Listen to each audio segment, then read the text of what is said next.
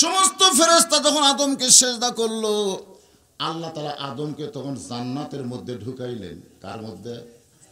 ফেরেশতারা চমকে উঠলো, কিন্তু জবান খুললো না। কারণ ফেরেশতারা এরা অনেক কিছুই বোঝে, কিন্তু জবান খোলে না। ফেরেশতারা চিন্তা শুরু করলো, কে রে, আল্লাহ বললেন আমি আদমকে তৈরি করে দুনিয়াতে পাঠাবো, অথচ তাকে সিজদা নিয়ে জান্নাতে রাখলো। কারণ কি? পাঠাবে দুনিয়ায়, রাখলো কোথায়? আপনারা বলেন তো, আদমকে আল্লাহ যে জান্নাতে রাখছিলেন ওটা কি আসলেই জান্নাত? আপনাদের কি মনে হয়? আল্লাহ কোরআনে বলেছেন, ফাদখুলি ফি ইবাদি ওয়াদখুলি জান্নাতি। যদি তোমরা জান্নাতে ঢুকতে চাও তাহলে আগে ইবাদত করো। যে আল্লাহর ইবাদত করবে সেই জান্নাতে প্রবেশ করবে। সুবহানাল্লাহ। তাহলে আল্লাহ যে আদমকে জান্নাতে রাখলেন, আদম কি কোনো ইবাদত করছে? তো তাহলে আল্লাহর কোরআনের কথাই তো। আল্লাহ বলতেছেন ফাদখুলি ফি ইবাদি, যে ইবাদতের মধ্যে ঢুকলো, ওয়াদখুলি জান্নাতি, সে তখন জান্নাতের মধ্যে ঢুকলো। তাহলে আগে কি জান্নাত না আগে ইবাদত? জরবান আগে কি আর পরে কি? যার ইবাদত নাই তার জান্নাত হবে? কিন্তু আল্লাহ আদমকে যে জান্নাতে রাখছিলেন আসলে কিন্তু ওটা জান্নাত নয়। জান্নাত যদি হবে তাহলে আল্লাহ কেন বললেন ওয়ালা তাকরাবা হাযিস শাজারা ফাতাকুনা মিনাজ জালিমিন, যে সব গাছের ফল খাবা, খালি ওই গাছের কাছে যাবা না। এটা কেন বললেন? তার মানে বোঝা গেল ওটা জান্নাত নয়। জান্নাতে দেওয়ালে লেখা থাকবে ওয়ালা তাস্তাহি আনফুসুকুম, জান্নাতেরা যা চাবে আল্লাহ তাই দিবে। যখন সুবহানাল্লাহ। কিন্তু আদমকে আল্লাহ তাই দিছে?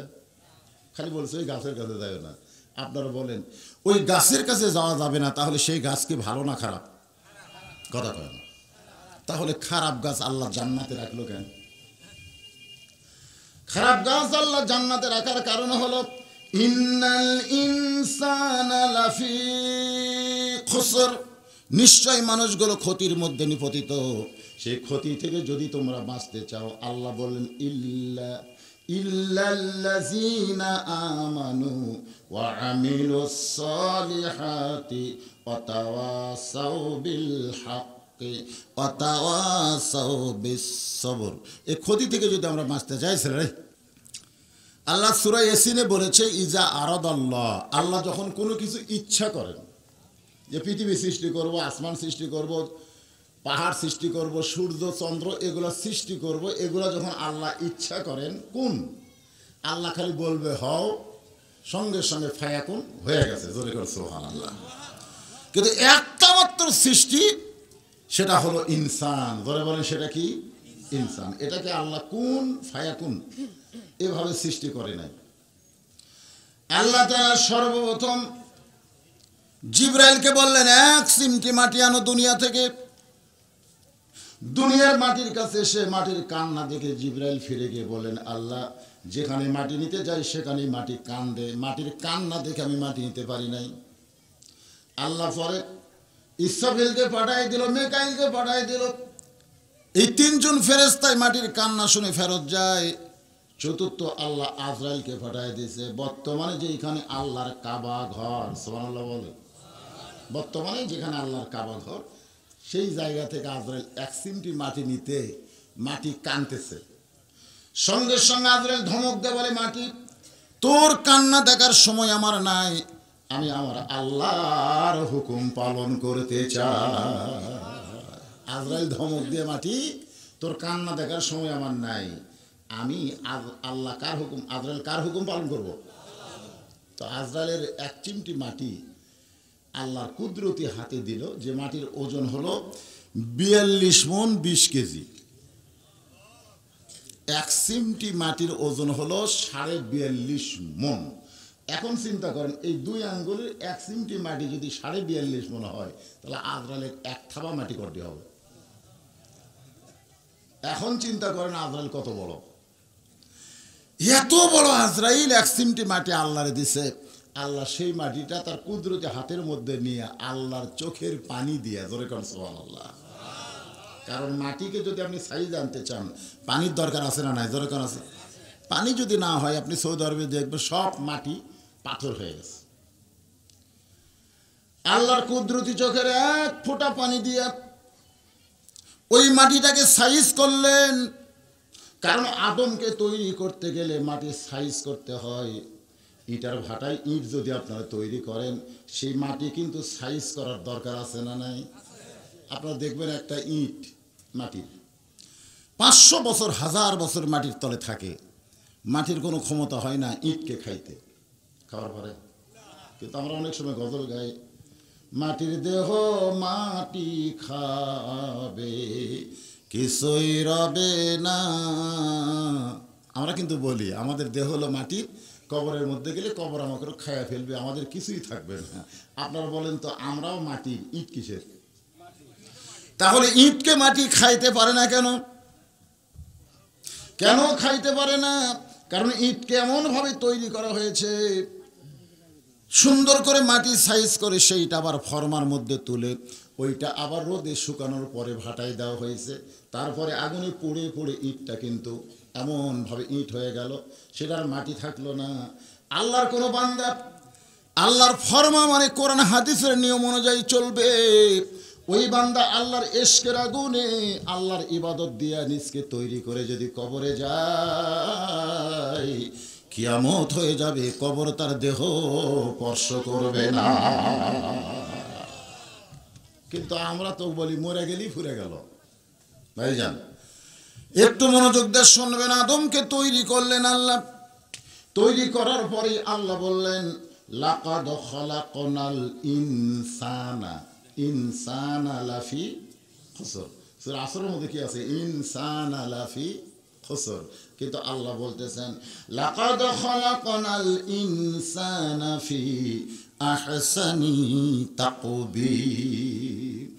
সর্ব উত্তম আকৃতিতে আমি আল্লাহ মানুষের অবয়ব এই চেহারাকে সৃষ্টি করেছি। জোরে কর সুবহানাল্লাহ। আপনারা বলেন তো ফেরেশতার চেহারা সুন্দর না মানুষের? আপনার বইয়ের চেহারা সুন্দর না জান্নাতি হুরের? জান্নাতি হুরের। এই যে কোরআনের আয়াতে কি বলতেছে? লাকাদ খালাকনাল ইনসানা, ইনসানা, ইনসানের মধ্যে পুরুষ আছে নারীও আছে। জোরে কোন কথা ঠিক করে? তার মানে বোঝা গেল নারী এবং পুরুষকে আল্লাহ সবচাইতে সুন্দর করে সৃষ্টি করেছে। জোরে কোন সুবহানাল্লাহ। আমরা অনেক সময় বউ বাদ দিয়ে হুর চাই, চাই না? এরকম আমরা চাই না আল্লাহ আমাকে জান্নাতে হুর দিও আল্লাহ। আমার মা বোনেরা যারা পর্দার অন্তরালে শোনেন, আল্লাহ যখন বললেন ওগো নবী আপনার মেয়ে ফাতেমাকে আমি আল্লাহ খাতুনে জান্নাত হিসাবে কবুল করেছি। খাতুনে জান্নাত মানে কি? জান্নাতি নারীদের নেত্রী। এখন বলেন হুর এটা কি পুরুষ না নারী? কথা কয় না। হুর হলো নারী। তাহলে সমস্ত নারীদের মধ্যে ফাতেমাকে আল্লাহ নেত্রী বানায় দিছে। যতগুলো হুর জান্নাতে থাকবে সে হুরের চাইতে ফাতেমার চেহারা সুন্দর না অসুন্দরী? আল্লাহ নবী বলেছেন আমার ফাতেমার চেহারা যখন হুরেরা দেখবে হুরেরাই লজ্জিত হয়ে যাবে। সুবহানাল্লাহ। এত সুন্দর করে আল্লাহ আদমকে তৈরি করলেন। এই দুনিয়ার 1 বছর 365 দিন। দুনিয়ার 1 বছর কয় দিন? 365 দিন। আল্লাহ এক নজরে আদমের দিকে তাকিয়ে থাকলেন। আল্লাহ নিজে আশ্চর্য হয়ে গেলেন, এত সুন্দর করে আমি আদমকে তৈরি করেছি। সুবহানাল্লাহ বলেন।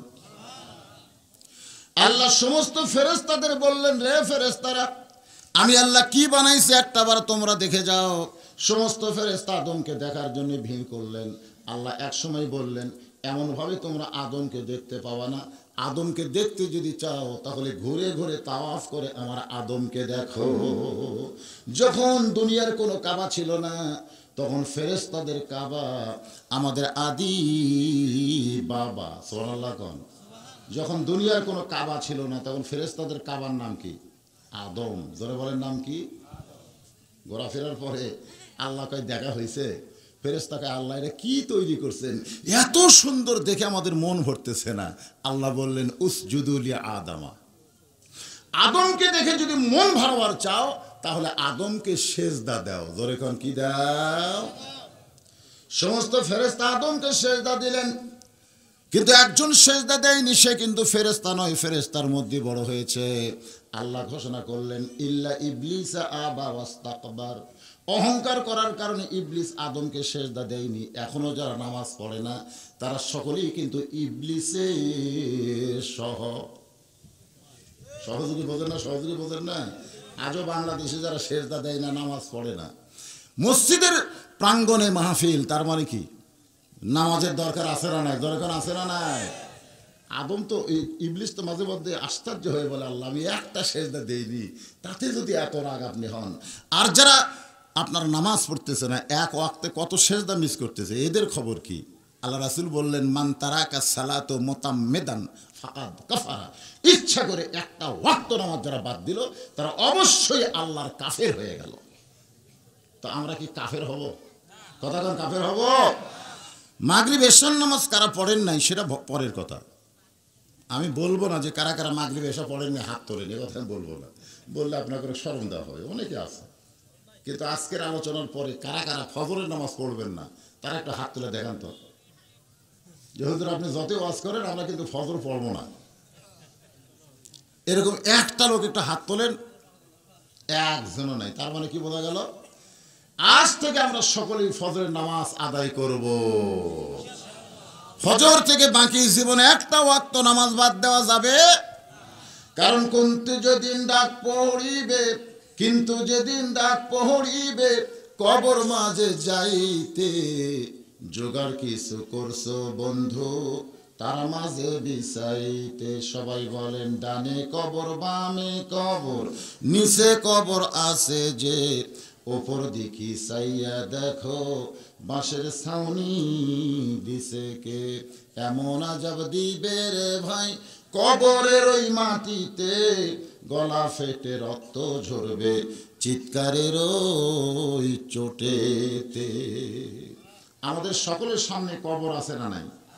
কবর যেন জান্নাতের বাগান হয়, এইটাকে লক্ষ্য নিয়ে সূরা আসর থেকে আমি আপনাদের সামনে আলোচনা করতেছি। ডিস্টার্ব করা যাবে না বাজান, আসর নিয়ে আপনাদের সামনে আলোচনা অত্যন্ত গুরুত্বপূর্ণ। বর্তমান বিশ্বের প্রেক্ষাপট নিয়ে আমি সূরা দিয়ে আপনাদের সামনে আলোচনা করব ইনশাআল্লাহ।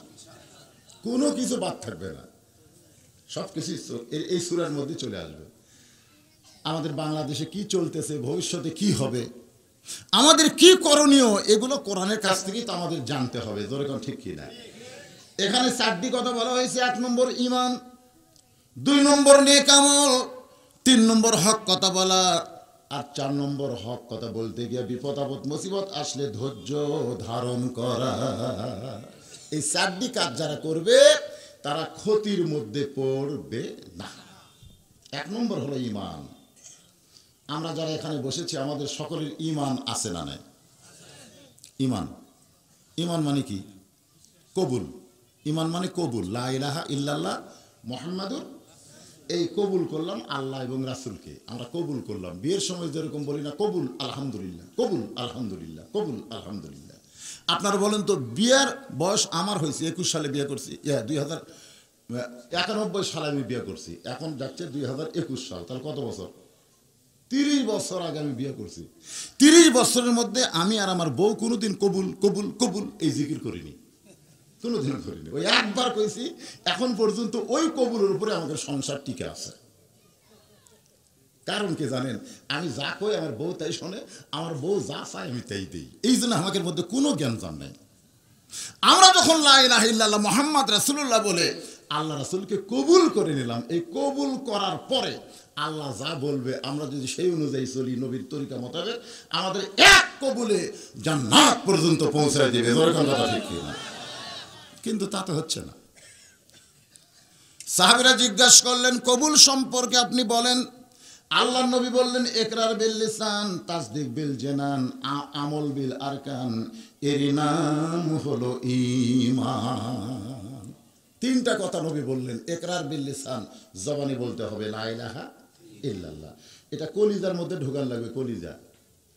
তাসদিক বিল জানান, ঈমান যখন গ্রহণ করবে, ঈমানের কলেমা পড়লে কোনো সমস্যা নাই, কিন্তু ঈমান যখন গ্রহণ করবে তখনই সমস্যা।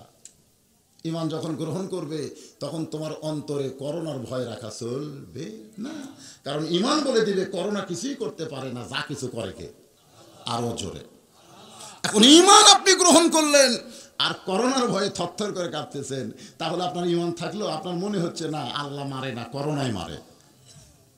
আপনার বলেন তো মারে কে? যখন করোনা খুব বেড়ে গেছে তখন আমার এলাকার এক ফকির ভিক্ষা করতেছে, আমি ফকিরকে ধরে একটা মাস্ক দিলাম, মাস্ক।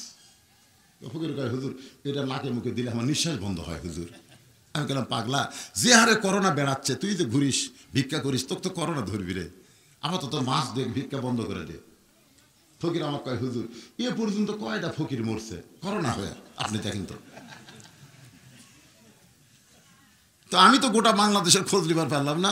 বগুড়া মোহাম্মদ আলী হাসপাতালে আমার এক ডাক্তার আছে পরিচিত, তাকে মোবাইল করে বললাম, ভাই এ পর্যন্ত বগুড়া কতজন মরছে? বলে 342 জন। এর মধ্যে কোনো ফকির আছে? ডাক্তার কি হাসি, হাসেন কেন? বলে হুজুর আল্লাহর শপথ করে বলতেছি একটা ফকির নেই, একটা ফকির নেই। তার মানে বোঝা গেল ফকির করোনার ভয় করে না, ফকির ভয় করে কার? ফকির ভয় করে কার? এদের করোনা ধরেও না। যারা করোনার ভয় বেশি বেশি করবে তাদেরকেই করোনা ধরবে। ভয় করতে হবে কার? ইমানদারকে আল্লাহ বলতেছেন, ইয়া আইয়ুহাল্লাযীনা আমানুত্তাকুল্লাহা হাক্কা তুকাতিহি, যারা আমার প্রতি ঈমান এনেছো তোমাদের 1 নম্বর আমল হলো আত্তাকুল্লাহ, ভয় করতে হবে কাকে? আরো জোরে, জোরসে বলুন। শুধু আল্লাহকে ভয় করলেই হবে না, মাঝে মধ্যে হাক্কা তুকাতিহি যথাযথ নিয়ম মোতাবেক ভয় করা লাগবে। এই নিয়ম মোতাবেক যারা ভয় করবে, আল্লাহ বলেছেন লা তামুতুন্না, তোমরা মৃত্যুবরণ করো না, ইল্লা ওয়া আনতুম মুসলিমুন, যতক্ষণ তোমরা মুসলমান না হবে। 1 নম্বর হলো ঈমান। সেই ঈমান সম্পর্কে আপনাদের সামনে বলতেছি। ঈমান কারে কয়? আবু বকর রাদিয়াল্লাহু ঈমান গ্রহণ করলেন, তারপরে হযরত আলী ঈমান গ্রহণ করলেন, খাদিজাতুল কুবরা ঈমান গ্রহণ করলেন, আব্দুর রহমান আওফ ঈমান গ্রহণ করলেন। 4 জন হয়ে গেল। ধরে কোন কয়জন? 5 নম্বরে হযরত বেলাল যখন ঈমান গ্রহণ করলেন, সঙ্গে সঙ্গে আল্লাহ তাআলা আয়াত নাজিল করলেন, ইন্নাল্লাযীনা ক্বালু রাব্বুনাল্লাহু সুম্মাস্তাকাম, সুবহানাল্লাহ বলেন। تتنزل عليهم الملائكة ألا تخافوا ولا تحزنوا وأبشروا بالجنة। আপনার বলেন তো, আবু বকর, খাদিজা, আলী, আব্দুর রহমান ইবনে আওফ, এরা 4 জন ঈমান গ্রহণ করলো, তখন আল্লাহ আয়াত নাজিল করলো না। কিন্তু বেলাল যেই গ্রহণ করছে তখন আল্লাহ আয়াত নাজিল করে বললেন, নবী গো, পাইকারি হারে সবাই তো ঈমান গ্রহণ করতেছে, কিন্তু ঠেলা আছে। শুধু মুখে লা ইলাহা ইল্লাল্লাহ বললে হবে না, এর প্রতি ইস্তেকাম থাকতে হবে, কায়েম থাকতে হবে। কারণ এতক্ষণ যারা ঈমান গ্রহণ করেছে তাদের মুনিব হচ্ছে একটা। ধরে কান কয়টা? একটা মুনিব, তার নাম হলো আল্লাহ।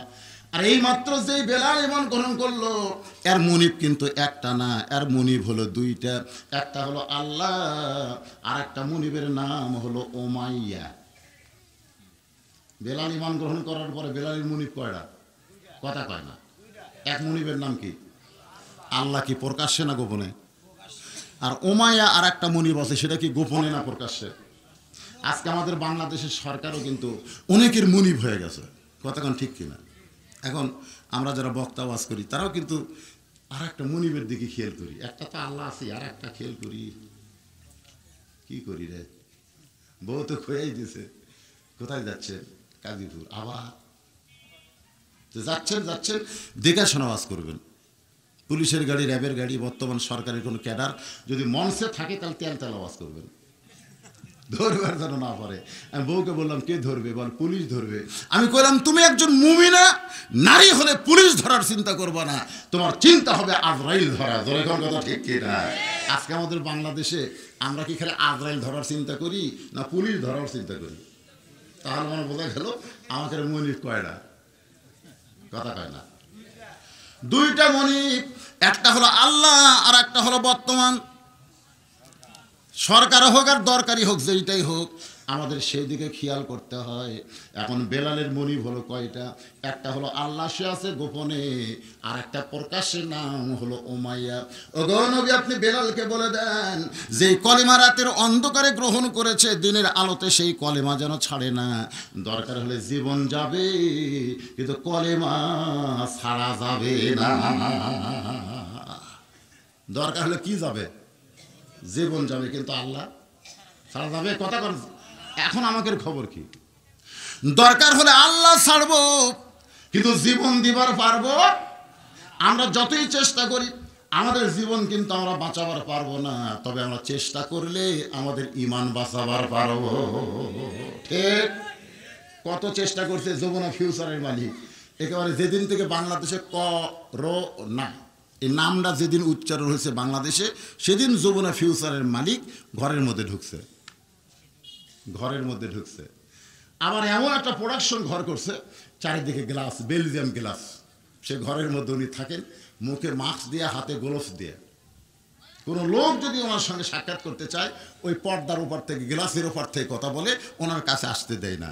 এমনভাবে করোনা থেকে বাঁচার চেষ্টা করেছে, তারপরে লোকটা করোনা রোগী হয়েই মারা গেছে। তার মানে কি বোঝা গেল? কি বুঝতেছেন? আমাদের বুঝতে হবে আল্লাযী খালাকাল মাউতা ওয়াল হায়াতা, মৃত্যুর হায়াত সৃষ্টি করেছেন কে? তুমি যত চেষ্টা করো তুমি তোমার জীবন বাঁচাবার পারবা না, তবে একটু চেষ্টা করে দেখো, তোমার ঈমান তুমি বাঁচাতে পারবে। এখন আপনাদের কাছে আমার প্রশ্ন হলো, আমাদের কাছে জীবনের দাম বেশি না ঈমানের দাম বেশি? কথা কর না কেন? আপনারা কি বিরক্ত হচ্ছেন? জীবনের দাম বেশি না ঈমানের দাম বেশি? দরকার হলে আমরা জীবন দিব, কিন্তু ঈমান দিব। কারা কারা দিবেন না আল্লাহকে একটু হাত দেখান। লিল্লাহি তাকবীর। হাত নামান। দরকার হলে কি দিব? জীবন দেব, কিন্তু ঈমান। সত্যি? আলহামদুলিল্লাহ। আহারে আমার মায়েরা যারা পর্দার অন্তর আছেন, একটু মনোযোগ দিয়ে শুনবেন। মায়েরা চিন্তা করতেছে, হুজুর আমাদেরকে ওয়াজ হবে না, এত কষ্ট করে ভিড় করে আমরা বসে আছি। আমি মায়েদের জন্য আলোচনা নিয়ে আসতেছি। 1 নম্বর হলো ঈমান, 2 নম্বর হলো আমিলুস সলিহাত। সূরা আসরে আল্লাহ বলতেছেন আমিলুস সলিহাত, নেক আমল করতে হবে। কিছুক্ষণ আগে প্রধান অতিথি কি বললেন? যুবকেরা দিন দিন মাহফিলে বেশি আসতেছে। এ লক্ষণ ভালো না খারাপ? ভালো লক্ষণ। যুবকেরা মাহফিলে আসতেছে, যুবকেরা আসে ঠিকই, যুবকেরা মাহফিলে আসে। এ বাবা, তোরা এত ঘন ঘন ওঠা বসা করলে মানুষ তো বিরক্ত হবে। যুবকেরা মাহফিলে আসতেছে ঠিকই। এই যুবকেরা, এই যুব শক্তিকে অপশক্তিতে নিয়ে যাওয়ার জন্য নানা ধরনের একটা চক্রান্ত আছে না নাই? জনগণ আছে না নাই? আপনারা জানেন গত মাসে আপনাদের ওই যে হিলি বর্ডারে 1 মাইক্রো ফেন্সিডিল, কাফনের মতো মানুষ, মরা মানুষের আসলে মরা মানুষের মতো করে একটা কাফনের কাপড় দিয়ে পেঁচিয়ে 3টা লাশ নিয়ে যাচ্ছে ঢাকা। কয়টা? আসলে একটা লাশ না, 3 লাশই হচ্ছে ফেন্সিডিল। ওই যে হিলি থেকে ছাড়ছে, এরপরে কিন্তু গোবিন্দগঞ্জে পুলিশ চেক করছে, এরপরে কিন্তু বগুড়া পুলিশ চেক করছে, এরপরে সিরাজগঞ্জে পুলিশ চেক করছে, এরপরে যমুনা ব্রিজে পুলিশ চেক করছে, এরপরে টাঙ্গাইলে চেক করছে, এরপরে গাজীপুর করছে, তারপরে ঢাকা যায় ধরা খাচ্ছে। এখন আপনারা বলেন, এই যে এতগুলো পুলিশ চেক করলো, এই জায়গাগুলো ধরা খেলো না, ধরা খেলো ঢাকা, কারণ কি?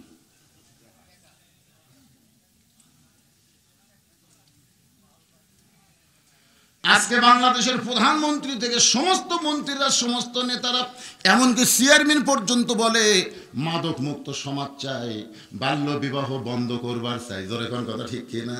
আপনারা বলেন তো, মাদক মুক্ত সমাজ যদি আমরা চাই, আমাদের করণীয় কি? ও আমিলুস সলিহা, একটু শোনেন মনোযোগ দিয়া। আর বাল্য বিয়া যদি আমরা বন্ধ করতে চাই, আমাদের করণীয় কি? বাল্য বিয়া যদি বন্ধ করতে চান, তাহলে বাল্য প্রেম আগে বন্ধ করা লাগবে। জোরে কোন কথা ঠিক কিনা? প্রত্যেকটা যুবকের হাতে 4G একটা করে মোবাইল কিনতে আছে, হাতের মধ্যে নেই। সেই যুবক বাল্য বিয়ে বন্ধ করতে পারেন, কিন্তু বাল্য প্রেম বন্ধ করতে পারবেন না। প্রত্যেকটা যুবক নষ্টের দিকে। জোরে বলেন কথা ঠিক কিনা? আসেন, যদি আমরা মাদক মুক্ত সমাজ চাই, ও আমিলুস সলিহাত, নেক আমল কারে কয়?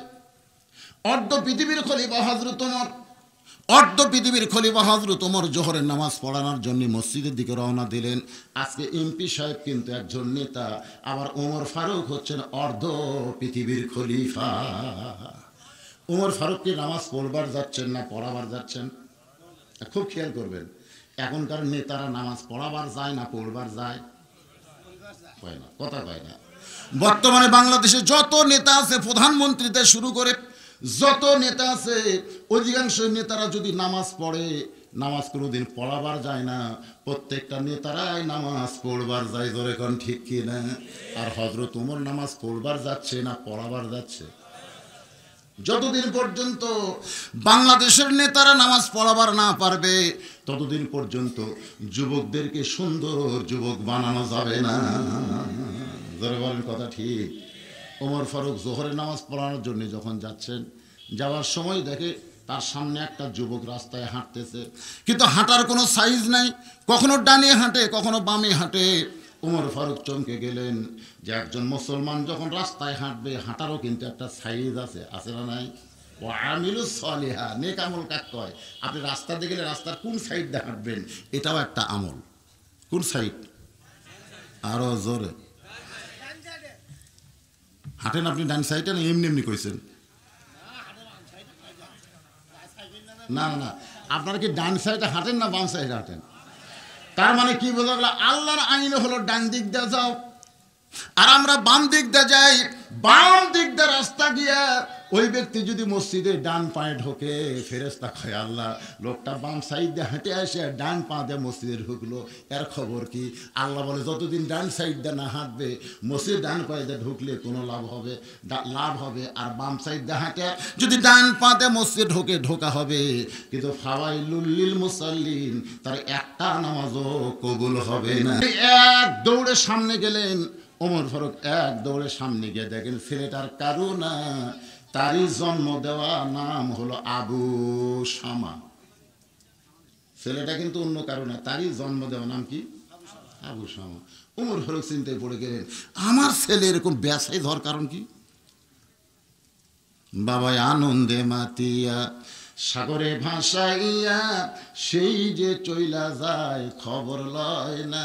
মাজন ধরিয়াই উদরে কতই যতন করে, 10 মাস পরে পায় প্রসবের বেদনা। এমন দরদি ভাবে কেউ হবে না আমার মা, মা গো। বাবা যতই জন্ম দেখ, ছেলে যদি ভালো করবার চাও, তাহলে বাবার দ্বারা ছেলে ভালো হবে না, ছেলে ভালো হবে মায়ের কারণে। কারণ আপনি তো যে সাগরের মধ্যে দিয়ে চলে গেলেন, সাগর মানে বুঝতেছেন না? উদরের মধ্যে সন্তান দিয়ে আপনি কার আছেন নাকি? আপনি তো আর নাই। সেদিন থেকে মা কিন্তু ওই সন্তানকে বড় করতেছে। ইমাম গাজ্জালি বলেন, মেয়েদের মাসিক ব্যারাম বন্ধ হওয়া মানে মেয়েদের পেটে সন্তান, আর সন্তান আসার পরে মেয়েদের ইবাদতের কোনো কমতি যেন না হয়। এই জন্য আল্লাহ 3 দিন 5 দিন 7 দিন প্রতি মাসে যে একটা অসুখ দেয়, সে অসুখটা আল্লাহ বন্ধ করে দেয়। অসুখ বন্ধ হয়ে গেলে মার সন্তান বড় হচ্ছে, মা রুকু থেকে যখন সেজদায় যায়, পেটের মধ্যে সন্তান কিন্তু এরকম দমড় খায়। ফেরেশতা বলে, আল্লাহ তোমার বান্দি রুকু থেকে সেজদায় গেল, পেটের বাচ্চার কি কষ্ট হয় না? আল্লাহ বলে, ফেরেশতা সাক্ষী থাকো, যেই মা পেটে বাচ্চা নিয়ে নামাজ পড়লো, ও মা শুধু নিজে নামাজ পড়লো না, পেটের বাচ্চাকে নামাজি বানায়া দিল। আজকে যে রাস্তা ঘুরতেছে, ও যে খাড়া হয়ে আছে, রাস্তা ঘুরতেছে, দাঁড়ায় আছে, বসে, আর বেশিক্ষণ থাকে না, উঠে উঠে যায়। এগুলো একটাও কিন্তু দোষ এদের না, দোষ হচ্ছে এদের মায়ের। এরা যখন মায়ের পেটে ছিল, মা পেটত নিয়ে গোটা পাড়া ঘুরিছে, ওই পেটের মধ্যেই ঘরণে ব্যারাম পাশা। আমার এলাকার এক ছেলে বলে, হুজুর 12 মাসের মধ্যে 11 মাস আমার খিদা কম, রোজার মাসে খিদা বেশি লাগে, কারণ কি?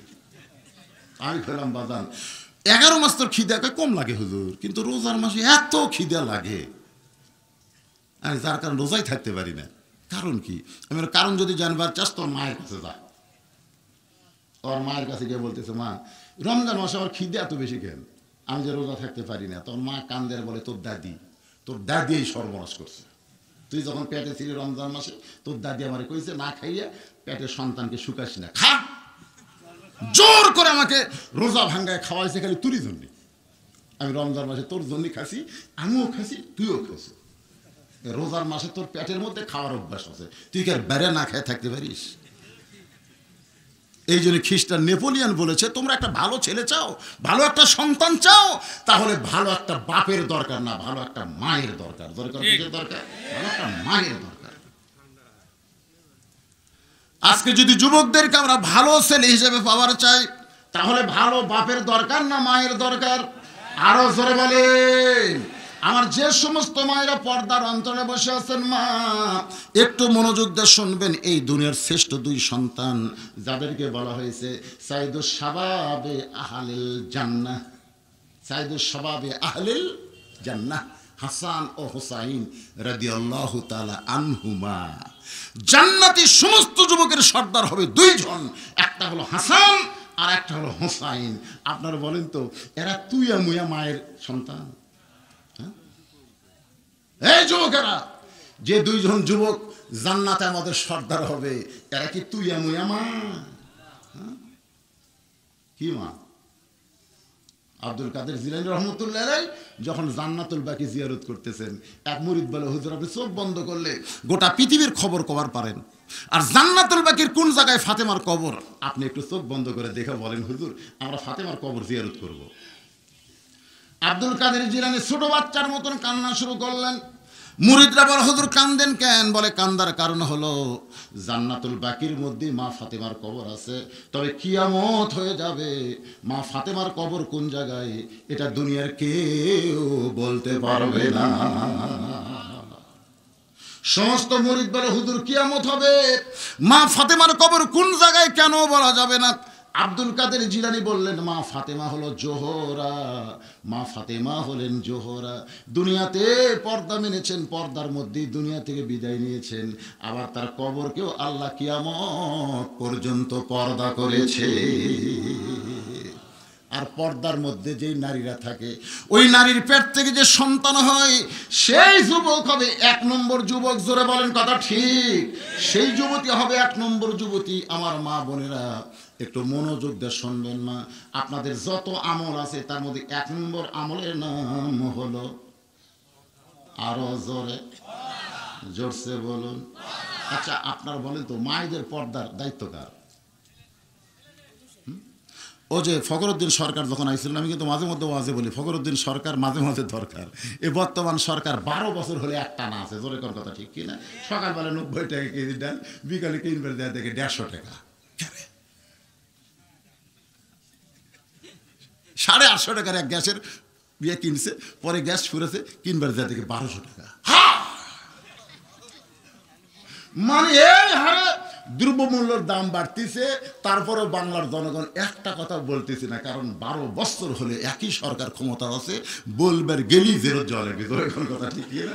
দরকার না খেয়ে থাকবো ভাই, জেরত যাবো না রে। এই জন্য একটা মানুষও কথা বলতেছে না।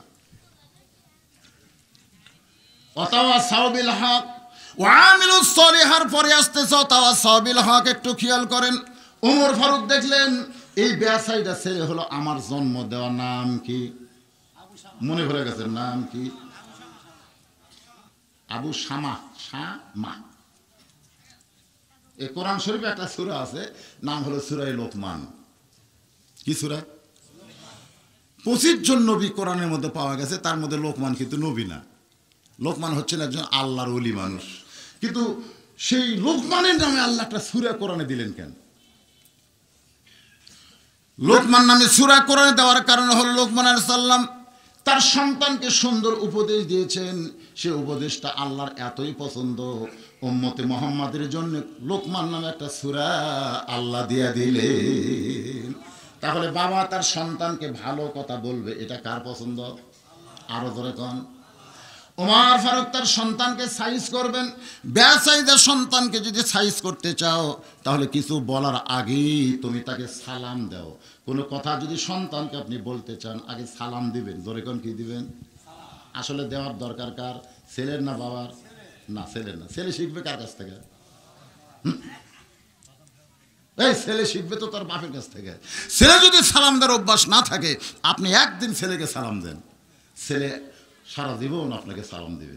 যদি কোনোদিন ছেলে বেখেয়াল হয় আপনি সালাম দেবেন, আসসালামু আলাইকুম বাবা কেমন আছো, ছেলেকে ওরে বাবা ওয়ালাইকুম আসসালাম, শরম পাবে কি পাবে না ধরে কোন? আপনার ছেলেকে আপনি সালাম ধরান, আপনার ছেলে কোনোদিন বৌমার কথা মতো চলবে না, কোনোদিন বৌমার কথা বলে চলবে না। যে বাপ বেটার মধ্যে সালাম আছে সেই ছেলে কোনোদিন বাপ মাকে ছেড়ে বউয়ের কথা শুনে আলাদা হয় না, জোরে কোন কথা ঠিক? যাদের মধ্যে সালাম কালাম নাই তারাই তো বউ পায় বাপ মাপ তুই চলে যায়। ওমর ফারুক ছেলেকে সালাম দিলেন, আসসালামু আলাইকুম ইয়া ইবনি, আসসালামু আলাইকুম ইয়া ইবনি মানে হে আমার ছেলে, তোমার উপর আল্লাহর রহমত বর্ষিত হোক। সঙ্গে সঙ্গে ছেলেটা বলতেছে আপনি কে, আপনাকে চিনতে পারলাম না। আপনি কে ভাই, আপনাকে তো চিনতে পারলাম না।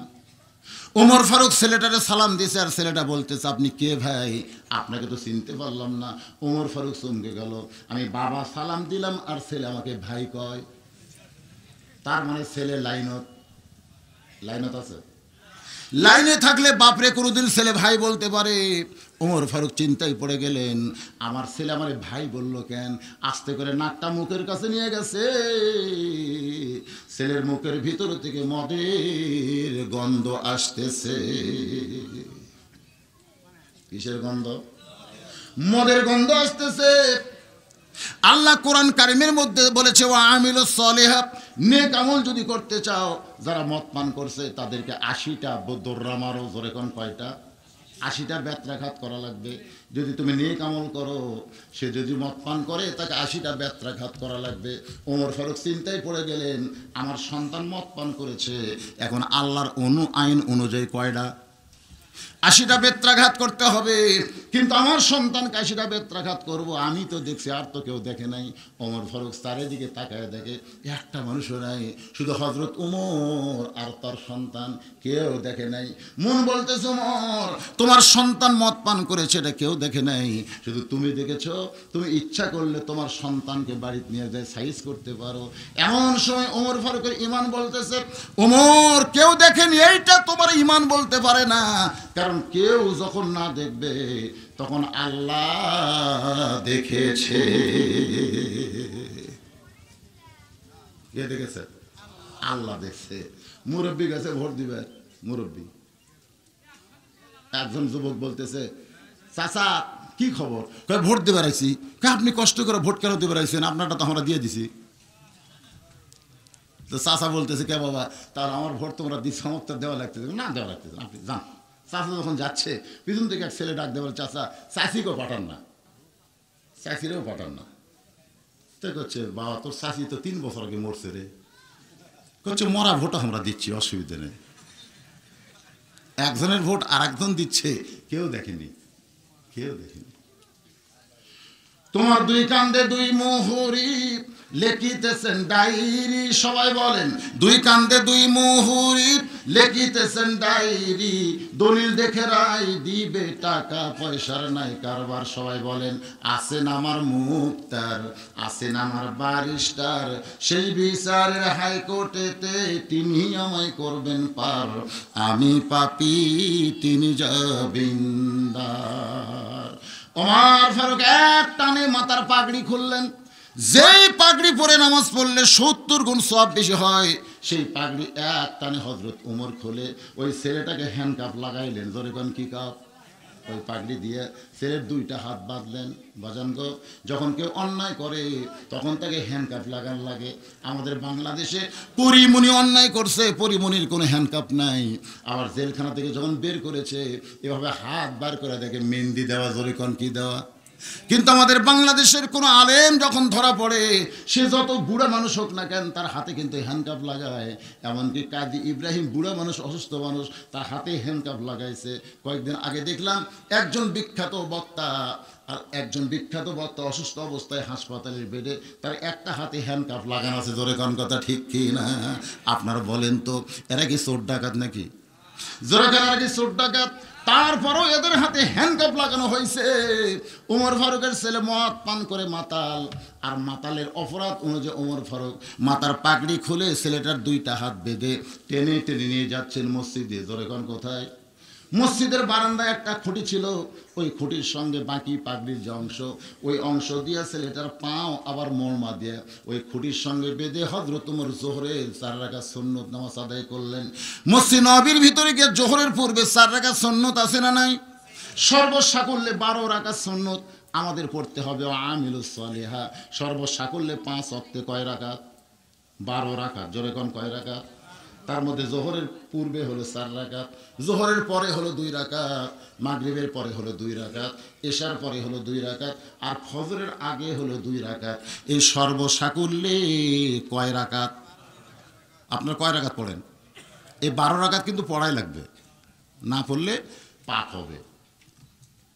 ওমর ফারুক যখন জোহরের 4 রাকাত সুন্নত নামাজ পড়তেছেন, এমন সময় সাহাবীরা মসজিদের মধ্যে ঢুকতে গিয়ে ওই খুঁটির মধ্যে ছেলেটাকে বাঁচছে, ছেলেটা গ্যাঙ্গাচ্ছে, কান্নাকাটি করতেছে। কাছে গিয়ে দেখে এই ছেলে দুনিয়ার সাধারণ কোনো ছেলে না, ওমর ফারুকের সন্তান। সাহাবীরা বলাবলি করতেছে, ওমর ফারুকের সন্তান কেমন করে মরমা দিয়া কে বাঁধলো রে, কেমন করে বাঁধলো, কার এত বড় সাহস? এমন সময় একজন সাহাবী আঙ্গুল দিয়ে বলতেছে, ওই যে তাকায় দেখ, ভিতর দিকে তাকায় দেখে ওমর ফারুক তখন নামাজের সেজদায় আছে। সব সাহাবী মনে মনে কয়, ওমর ফারুক যখন মসজিদের ভিতরে নামাজের সেজদায়, তখন তার সন্তানকে কে মরমা দিয়ে বেঁধেছে, এই চিন্তা আমাদের করার দরকার। জোহরের নামাজের সময় যখন হয়ে গেল, ওমর ফারুক ইমামতির মুসল্লায়, সবাই তাকায় দেখে টুপি আছে কিন্তু পাগড়ি নাই, টুপি আছে কিন্তু পাগড়ি নাই। কতগুলো সাহাবী চিন্তা করে, এখন পাগড়ি গেল কোন জায়গায়? আপনারা বলেন তো, ওমর ফারুকের পাগড়ি তখন কোথায়? ছেলেকে বাঁধছে, তার মানে বোঝা গেল পাগড়ি মাথায় দেওয়া যাও সুন্নত, পাগড়ি অন্য কাজে ব্যবহার করাও কিন্তু সুন্নত। আহলে হাদিসের মধ্যে ওটা রাজশাহীর বাগমারায় আমি জুমার দিনে দিনের বেলা ওয়াজ দিয়েছি। তা আমাকে বলছে, হুজুর এখানে এসে আপনি জুমার নামাজ পড়ে তারপর ওয়াজ শুরু হবে। আমি নামাজ পড়বার যা দেখি ইমাম সাহেব এইরকম মোটা 3 হাত একটা লাঠি হাতত নিয়ে খুতবা দিচ্ছে, এরকম মোটা লাঠি 3 হাত হাতে লাঠি নিয়ে এরকম খুতবা দিচ্ছে। লাঠি কিন্তু লাগে নাই, মাটির সাথে লাগে নাই, আলগা করে নিয়ে। আমি চিন্তা করলাম, ওয়াজ হাতে লাঠি কেন? নামাজ শেষ করে ইমামকে বললাম, হুজুর লাঠি কেন? আমার বলতে, হুজুর এত বড় আলেম হয়ে জানেন না লাঠি নেওয়া সুন্নত? আমি বললাম, লাঠি নেওয়া সুন্নত ঠিক আছে, এটা কি খালি ভিতরে না সব জায়গায়? তাহলে না, আমরা খালি ভিতরেই নেই, মানে মসজিদের ভিতরে খালি লাঠি নেই।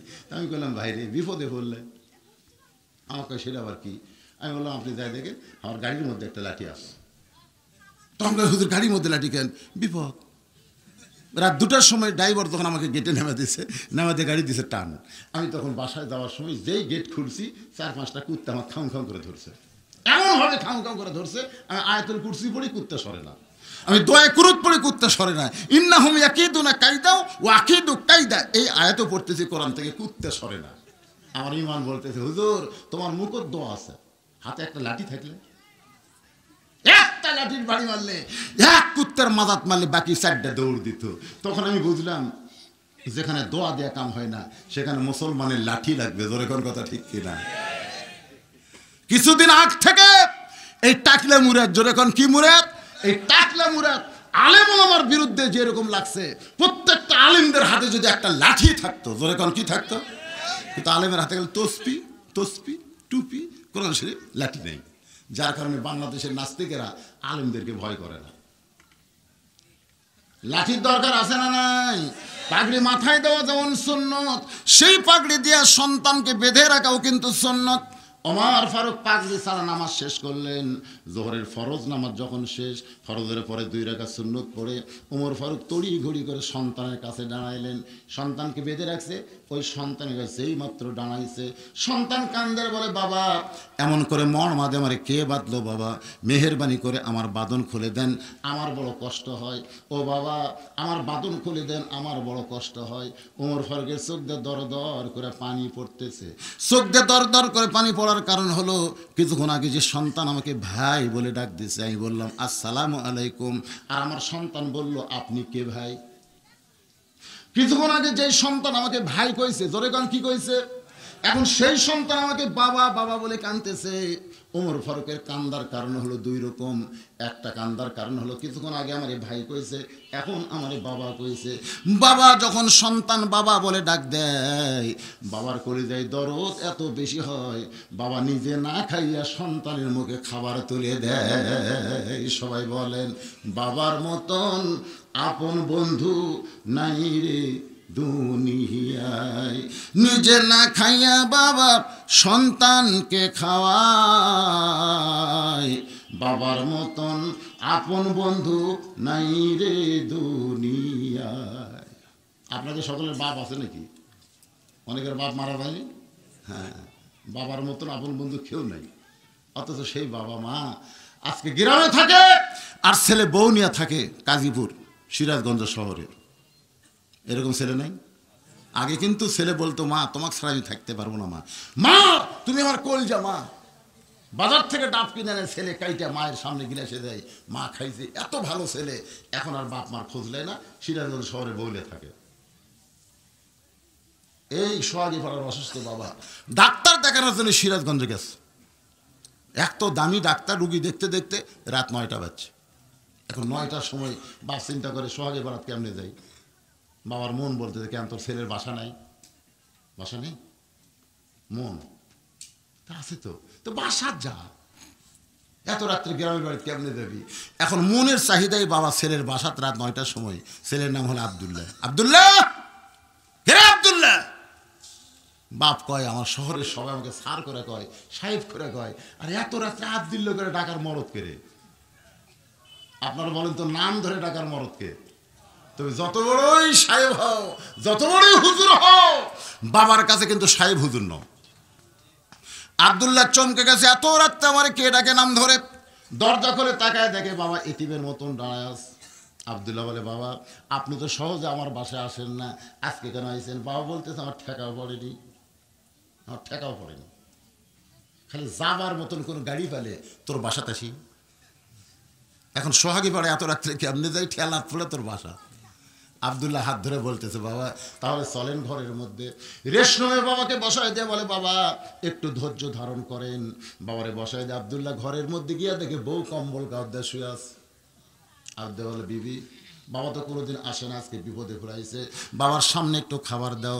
বউ চিল্লায় বলে সকাল থেকে আমার মাজা বেদনা করতেছে, পেটের মধ্যে শিরশিরি বেড়া উঠছে, আমি তোমার বাবার সামনে খাবার দিবার পারবো না, তুমি যদি পারো তোমার বাপকে খাবার দাও। বাবা চিল্লায় বলে আব্দুল্লাহ রে আমার অসুস্থ বউ রে তুই কষ্ট দিস না, আমার কোনো খাওয়া লাগবে না বাবা, আমি খায়া আইছি, শুধু থাকার জায়গা দে। আমার অসুস্থ বউ কষ্ট দিস না বাবা, আমার খাওয়া লাগবে না রে, খাওয়ার জন্য আছি, যাবার পারি না দেখে থাকার জন্য আইছি।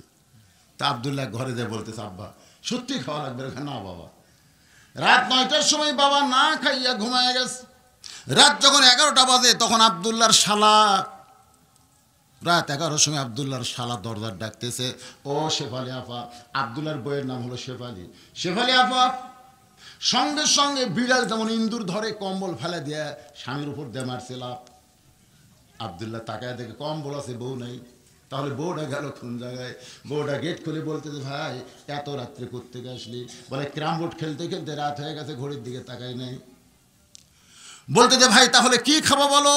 ভাই বলতেছে এত রাত্রে কি খাবো, খালি থাকার জায়গা দাও। বোন বলতেছে তুমি পাগল হয়েছো, তুমি না খায় শুতলে আমার চোখত ঘুম ধরবে না, একটু বসো ভাই। ডাইনিং টেবিলের চেয়ারে ভাইকে বসায় দিয়া মাছ গরম, গোস্ত গরম, যত কিছু আসলে সব গরম করে ভাইয়ের সামনে দিছে। আর বলতেছে খাও ভাই, খাও ভাই, তুমি না খাইলে আমার কলিজায় শান্তি নাই। আব্দুল্লাহ মনে মনে চিন্তা করে 9টার সময় আমার বাবা আসলো, তখন তোর মাজা বেদনা করে, পিঠ শিরশির করে, আর 11টার সময় খাভাই খাভাই ব্যাপার কি? বার হয়ে দেখে 5 তরকারি গরম ভাত, শালার মাথায় বইয়ের হাত। 5 তরকারি গরম ভাত, শালার মাথা বইয়ের হাত, খা ভাই, আরে এক টুকরা খা ভাই। ভাই খাবারই চাই না, বোন শুরু করে খাওয়ায়। এমন সময় আব্দুল্লাহ আস্তে আস্তে বাবা যেই ঘরে ঘুমাইছে ওই ঘরের জানলার পাশে গিয়া জিরো বাল্বের আলোতে বাবার মুখটা দেখতে পায়। শুকনা মুখে বাবা ঘুম পাড়তেছে। যেই বাবা নিজে না খাইয়া আব্দুল্লাহর লেখাপড়া করাইছে, যেই বাবা মাটির বিছনায় থেকে সন্তানকে খাট বানায় দিছে, আজকে সেই বাবা না খাইয়া ঘুম পাড়তেছে। আব্দুল্লাহ বাবার মুখের দিকে যেই মাত্র বারবার তাকায়, এমন সময় আল্লাহর কোরআন ওয়া আমিলুস সলিহা, নেক আমল করার জন্য বলতেছে, ওয়া কাযা রাব্বুকা আল্লা তা'বুদু ইল্লা ইয়াহু ওয়া বিল ওয়ালিদাইনি ইহসানা। আল্লাহু আকবার। সবচাইতে বড় নেক আমল আল্লাহর ইবাদতের পর তোমাদের বাপ মা, এহসান করো, দয়া করো, ভক্তি করো। আব্দুল্লাহকে কোরআন বলতেছে, হ্যাঁ এই যে বাবা তোরে না খেয়ে লেখাপড়া করালো, এত কিছু করলো, সেই বাবা না খেয়ে ঘুম পাড়তেছে, আর তোর শালার সামনে 5 তরকারি গরম ভাত। তোর কি করার কিছুই নাই? তোর কি করার কিছুই নাই? তুই কি নেক আমল করতে পারবি না আব্দুল্লাহ? আব্দুল্লাহ মনে মনে চিন্তা করে, কি আমল করব, কি আমল করব। এমন সময় বিবেকের চোখে দেখে বাসার মধ্যে উটি বলা একটা বেলান আছে। এই যে উটি বলে, এর নাম কি? 3 পাহা বেলানি। 3 পাহাতে একটা বেলানি আছে। আব্দুল্লাহ বলতেছে, এই বেলানি দিয়ে আমাকে নেক আমল করা লাগবে। ও আমিলুস সলিহা। নেক আমল কিভাবে করব? বর্তমানে নারী শাসিত সমাজ চলতেছে। স্বামী পিটন খাবে, কোনো বিচার হবে না, কিন্তু বউকে মারবার চাইলে বিচার হবে। জোরে খান কথা ঠিক কি না? বর্তমানে কার শাসন চলতেছে, পুরুষের না নারীর? এ কথা কন না কেন? থানায় গিয়ে দেখেন, কোনো পুরুষ যদি বলে ওসি সাহেবকে, স্যার আমার বউ তাই আমাকে ফোন করবার চাইছিল, ওসি বল তুই কি হিজড়া নাকি? তোর বউ তো খুন করবার চাই। আর মেয়ে যদি খালি বলে আমার স্বামী আমাকে মারবার চায়, সঙ্গে সঙ্গে স্বামীকে ধরে 5 হাত পিটন দেয়। বর্তমানে নারীর বিচার আছে, কিন্তু পুরুষের কোনো বিচার না। ঠিক? আপনারা খেয়াল করে দেখেন, এখনো প্রথম কিন্তু মা হাওয়া আদমকে নির্যাতন করছে। প্রথম জান্নাতের মধ্যে সর্বপ্রথম নির্যাতন কে করছে? গন্ধম শরবত করে খাওয়াছে। শরবত করে খাওয়ানোর পর আদম নবী যখন জানবার পারছে শরবতে গন্ধম আছিল, তখন এই ডান হাত গোটায়, এই গোটাল এই পর্যন্ত, কিতাবে লিখছে এই যে দেখতেছেন আর্ধেক পর্যন্ত গলার মধ্যে ঢুকে দিচ্ছে। ঢুকাতে বলছে, হাওয়া কি নির্যাতন আমাকে করলি রে, যে গাছের কাছে যাবার নিষেধ করছে সেই গাছের ফল আমাকে খাওয়ালি। এটা রক্ত বমি করছে, রক্ত বমি, ভিতরকার রক্ত বমি করছে। প্রথম নির্যাতন নারী করছে। কিয়ামত পর্যন্ত এই নারীরাই পুরুষকে নির্যাতন করতেছে। জোরে কর কথা ঠিক? হিসাব করে দেখে, একটা পুরুষও নারীদের নির্যাতন করে না, নারীরাই পুরুষকে করে। আমার আওয়াজের মধ্যে শোনেন নাই? নারীরাই নারীদের শত্রু, নারীরাই নারীদের শত্রু। আমার মা আমার বাবক বুঝাই, তোমার বেটার বউ ভালো না, তোমার বেটার বউ ভালো না। আমার মাও আবার আমার বউ আমাকে বুঝাই, তোমার মা ভালো না, তোমার মা ভালো না। একদিনও আমার বাপ কয় না যে আমার ছেলে ভালো না, একদিন আমিও কই না যে আমার বাপ ভালো না। এই দুটার মধ্যে গন্ডগোল, একটা মাও আর একটা আমার বউ। এই নারীরাই কিন্তু সমাজের গন্ডগোল করতেছে। আর জেল খাটতেছে কে? কথা কয় না কেন? ধর্ষকের মৃত্যুদণ্ড, ধর্ষকের মৃত্যুদণ্ড। তার মানে কি? পুরুষ না নারী? এখন পুরুষ না নারী? আপনারা বলেন তো, যারা ধর্ষক এরা নারীদের কারণেই কিন্তু ধর্ষণ করতেছে। নারীরা যদি পর্দার মধ্যে থাকে আর পর পুরুষ যদি নারীদের দেখতে না পায়, আমাদের একটা ছেলেও নষ্ট হবে না। অকরনা ফি বুয়ুতিকুন্না ওয়ালা তাবাররাজনা তাবাররুজাল জাহিলিয়াতিল উলা। মেয়েদের জন্য সবচাইতে নেক আমল হলো, আমলে সলে হলো, মেয়েদেরকে পর্দার মধ্যে থাকতে হবে। আমার মায়েরা বোনের একটু মনোযোগ দেন। আব্দুল্লাহ চিন্তা করে, নারী শাসিত সরকার, নারীদের ক্ষমতায়ন, এখন নারীদের কি করা যাবে? বিবেক বলতেছে, জাগা মতো মার, জাগা মতো মারবি, কাউকে দেখাবার পারবি না। এমন জায়গায় বাড়ি মারবি, ওই বেলান দিয়ে কাউকে দেখাবার পারবে না, এমন জায়গা মার। পিছন দিকে তাকায় দেখ, উঁচা হয়ে আছে, ওই উঁচা জায়গার মিডল পয়েন্টে মারবি। মারবি মারবি কিন্তু মরবি না। ধরেন মারবি মারবি কিন্তু মরবি মরবি না। সৌদি আরবে কেউ যদি মসজিদ বাদ দিয়ে ঘরে নামাজ পড়ে, আমি দেখছি সৌদি আরবে কেউ যদি নামাজ পড়ছে, মসজিদ বাদ দিয়ে ঘর পড়ছে, ওর পাশা ন্যাংটা করে ওই জায়গায় 3টা বাড়ি। ধরে কোন কয় বাড়ি? কাপড় খুলে, ওরা কিন্তু কাপড়ের উপর মারবি না, একের পাশা ন্যাংটা করে 3 বাড়ি, মিডল পয়েন্টে 3টা বাড়ি বাড়ি, ওরে বাবারে মারে গে ছিলাবি, আর এক অক্ত নামাজ জামাত ছাড়বি না, জামাত ছাড়বি, নামাজ পড়িছে কিন্তু জামাতে পড়েনি, তারই জন্য পাশার ওপর 3 বাড়ি ন্যাংটা করে। এখন আব্দুল্লাহকে বলতেছে, বিবেক জাগামো তোমার, কাউকে দেখাবার পারবে না, কিসের বিচার? আব্দুল্লাহ বিড়াল যেমন ইন্দুর ধরে, ওই বেলানটা কোলের মধ্যে নিয়ে বইয়ের পাশে ডানাইছে। বউ খেলে ভাইকে বলতেছে, আর এক টুকরা খাওয়াই, আর এক টুকরা খাইলে আমার কলিজায় শান্তি হবে। আব্দুল্লাহ মনে মনে কয়, আমার বাবা না খায় ঘুম পাড়তেছে, তোর মাজা বেদনা করে, পিঠ শিরশির করে, আর 11 সময় ভাইয়ের সামনে খাবার চায় না, জোর করে খাওয়াস। বিসমিল্লাহ কয় মিডল পয়েন্টে মারছে বাড়ি, এত জোরে বাড়ি মারছে, বউ দৌড়, শালাও দৌড়, দুইজন দুই দিকে দৌড় দেয়। শালা চিল্লায় বলে, দুলা ভাই এই গভীর রাত্রে আমার বোনকে মারলেন কেন? আব্দুল্লাহ বলে, তোর বোনকে মারলাম, তুই তো বোন দেখলি, কিন্তু তোর বোন আমার কে হয়? এই তোর বোন আমার কে হয়? আব্দুল্লাহ আর শালা বলতেছে, আপনার বউ হয়। আব্দুল্লাহ বলে, আমার আদরের বউকে কেন মারলাম? আল্লাহ কোরআনে বলেছেন, হুন্না লিবাসুল লাকুম ওয়া আনতুম লিবাসুল লাহুন্না। সুবহানাল্লাহ বলবেন না? নবী ঘরের মধ্যে বসে আছে, ইতিমধ্যে মা আয়েশা নবীর ঘরের মধ্যে ঢুকছে। যেই নবীর ঘরের মধ্যে ঢুকছে, নবী আস্তে করে চেয়ার ছেড়ে উঠে, চৌকি ছেড়ে উঠে যায়, ঘরের দরজা বন্ধ করে দিচ্ছে। দরজা বন্ধ করছে, জানলা বন্ধ করছে। মা আয়েশা ঘরের মধ্যে থরথর করে কাঁপতেছে। আল্লাহ রাসূল বলে, আয়েশা কি জন্য কাঁপতেছো? বলে, হুজুর আপনার জুতার পরশে আল্লাহর আরশ ধন্য হয়ে গেছে, সেই ঘরের মধ্যে আমি যদি কোনো বেয়াদবি করি, আল্লাহ নবী বলে, আয়েশা একজন নবীর জুতার পরশে আল্লাহর আরশ ধন্য হয়েছে, একজন নবীর। আয়েশা বলে, হুজুর আপনি তো সেই নবী। নবী মুচকি মুচকি হাসের বলে, আমি সেই নবী ছিলাম, দরজা তো তখন খোলা ছিল, যেই দরজা বন্ধ করছি আমি নবী নয়, আমি হলাম স্বামী, আর তুমি আমার বিবি। মা আয়েশা দৌড়ে এসে আল্লাহ নবীর বুকের মধ্যে মাথা দিয়ে বলে, আল্লাহ আমার নবী শুধু বিশ্ব নবী নয়, আমার নবী হলেন পৃথিবীর 1 নম্বর স্বামী। যেই বলছে 1 নম্বর স্বামী, নবী আস্তে করে এই ডান হাতখানা আয়েশার পিঠের উপর দিয়ে একটা চাপ মারছে। আল্লাহ নবী বলেন, কোন স্বামী যদি বউকে বুকের মধ্যে নিয়ে আলতো করে একটা চাপ দেয়, আল্লাহর আরশ পর্যন্ত খুশি হয়ে যায়।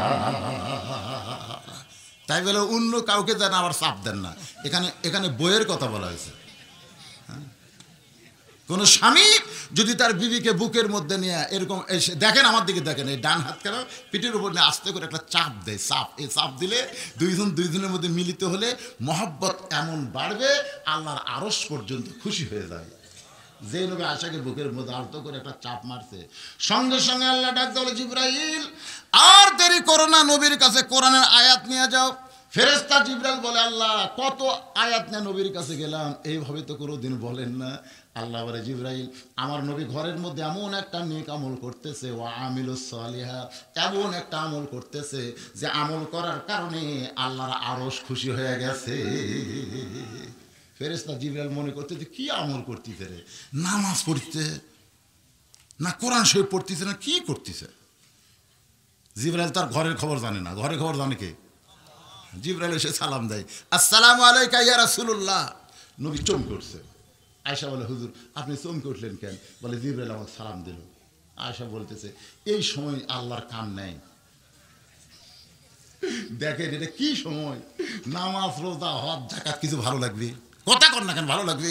বউ যখন বুকের মধ্যে থাকে তখন যদি আজান দেয় কেঙ্কা লাগে? আরে মানে মা আয়েশা চমকে উঠে বলতেছে, এই সময় আল্লাহ ফেরেশতা পাঠালো।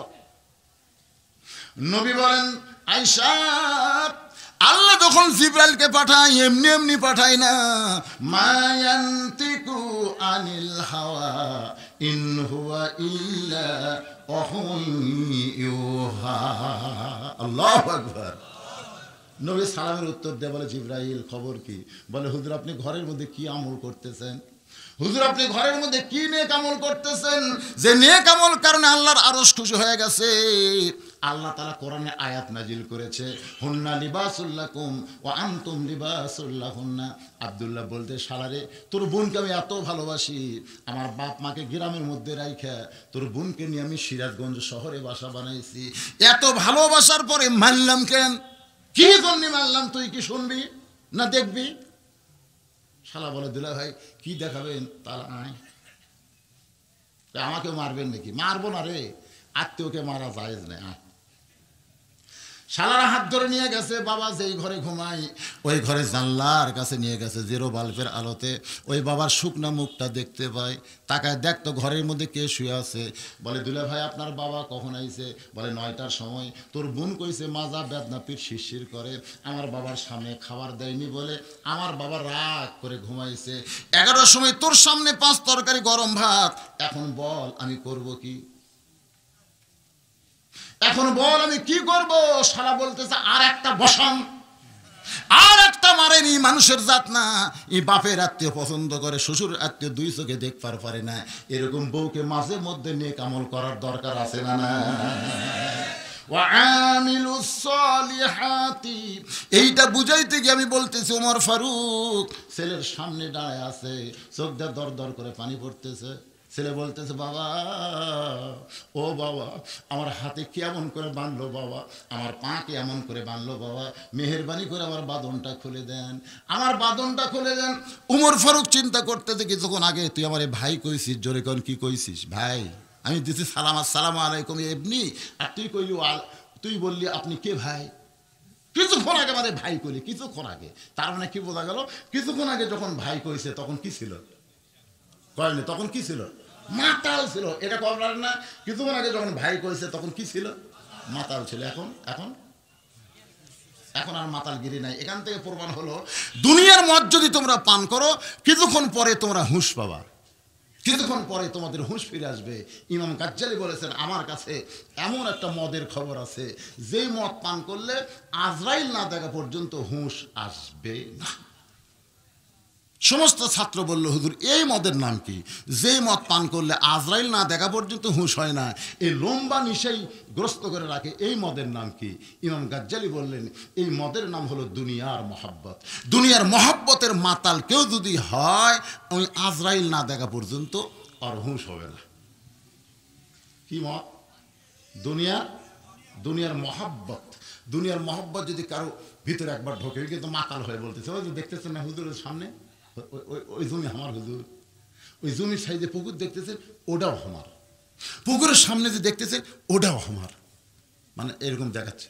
তখন ফেরেশতাকে আল্লাহ ওই যে বলতেছে ওই জমি আমার, ওই পুকুর আমার, ওটা আমার, তো কি ঠিক আছে? তখন আল্লাহ বলতেছে পাগলা হবে, পাগলা হয়ে দেখাচ্ছে আসলে এগুলো সব কার? জোরে বলেন কার? কিন্তু মাতাল হওয়ার কারণে বলতেছে এগুলো সবই আমার। কিন্তু যখন মৃত্যুর সময় হবে ওয়ানফিকু মিম্মা রাযাকনাকুম মিন ক্বাবলি আইয়াতিয়া আহাদাকুমুল মাউত ফায়াকুল রাব্বি লাওলা আখারতানি ইলা আজালিন করিব। আল্লাহু আকবার। মৃত্যু যখন তার কাছে চলে আসবে তখন সে বলবে আজরাইল এত তাড়াতাড়ি আমার কাছে কেন আসলে ভাই? আমার যা আছে সব তোমাকে দিবার চাই, তুমি সব কিছু নাও, আমাকে 1টা বছর সময় দাও, আমাকে 1টা সপ্তাহ সময় দাও, আমাকে 1টা দিন সময় দাও। সঙ্গে সঙ্গে আজরাইল বাম হাতে একটা চড় মারবে, এত জোরে চড় মারবে, চড় খাওয়ার পরে সে পেশাব পায়খানা করবে। আজরাইল রাগ করে বলবে তুই আমাকে কি দিবার চাস? তোর তো কিছুই নাই, এতদিন তুই যা কিছু নিয়ে আসছিলি সব কিছুর মালিক কে? আল্লাহ দেওয়া সম্পদ তুই পাইয়া তুই মনে করছিস এগুলো আমার। যেরকম আমরা যদি এখন আপনাদেরই বলি ভাই এই আল্লাহর ঘর মসজিদে 5,000 টাকা দেওয়া লাগবে, আপনি না দেবো না, এরকম লোক আছে না নাই? কিন্তু মরার সময় কিন্তু সব দিবার চাবি, তখন আর নেওয়া হবে না। এটাই হচ্ছে মাতালগিরি, এটাই হচ্ছে মাতলামি। মসজিদের সামনে মুখের সামনে মগ যাচ্ছে, আপনি পকেটে টাকা আছে তো 5 টাকা 10 টাকা আছে, আপনি ইচ্ছা করলে বের করে মগের মধ্যে দিবার পারবেন, যখন পারবেন কি পারবেন না, কিন্তু আপনি না দিয়ে কতগুলো ডান হাতে ঠেলা দেয়, তো ভদ্রতে আছে, আর আমি বাম হাতে এদিক থেকে ফেরেশতাকে আল্লাহ তোমার বান্দার সামনে মসজিদের মগ গেল, বান্দা বাম হাতে ঠেলা মারলো, এর রেজাল্ট কি? আল্লাহ বলতেছে এর রেজাল্ট হলো ওই মসজিদের বাক্স ঠেলা দেয়নি, ওই মসজিদের কৌটা ঠেলা দেয়নি, ওই নিজের হাতে জান্নাত ঠেলা মারছে, জান্নাত ঠেলা মারছে। আপনি জানেন ইয়েমেনের খবর নেন, বাহরাইনের খবর নেন, সৌদি আরবের খবর নেন, এমনকি আমাদের পাকিস্তানের শহীদ আফ্রিদি এ পর্যন্ত 13টা, কোনো পেপারে দেখছে 17টা মসজিদ শহীদ আফ্রিদি একাই নির্মাণ করে দিয়েছে। শহীদ আফ্রিদি ক্রিকেট খেলে, ওই টাকাতে মসজিদ বানায়। আর আমাদের বাংলাদেশের ক্রিকেট খেলে, ঢাকাত খেলে ফেলাট কেন, ফেলাট। আপনি একজন মুসলমান, আপনার 3 তলা বাড়ি বানানোর আগে আল্লাহর ঘর বানানো দরকার। আপনি বাড়ি বানাবেন, সে বাড়িতে থাকার কোনো গ্যারান্টি নেই। আর মসজিদ বানালেন, সঙ্গে সঙ্গে আল্লাহ জান্নাতে আপনার জন্য একটা ঘর বানিয়ে দিল, জান্নাতে ঘর বানিয়ে দিল। আমি আমার জীবনে এটা প্রত্যক্ষ প্রমাণ। আমি আগে বাড়ি না বানাইয়া আমি আল্লাহর ঘর নির্মাণ করছি এককভাবে।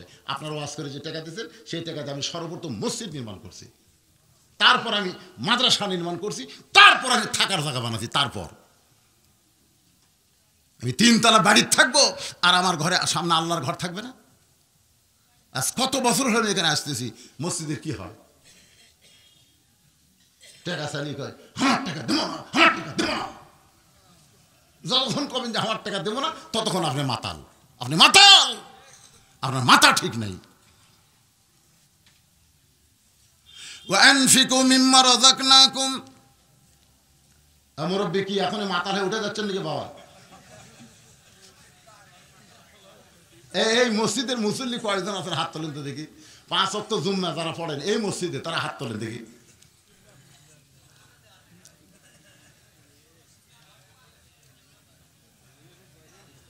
এই 3 জন, এই 3 জনে আপনারা নামাজ পড়েন।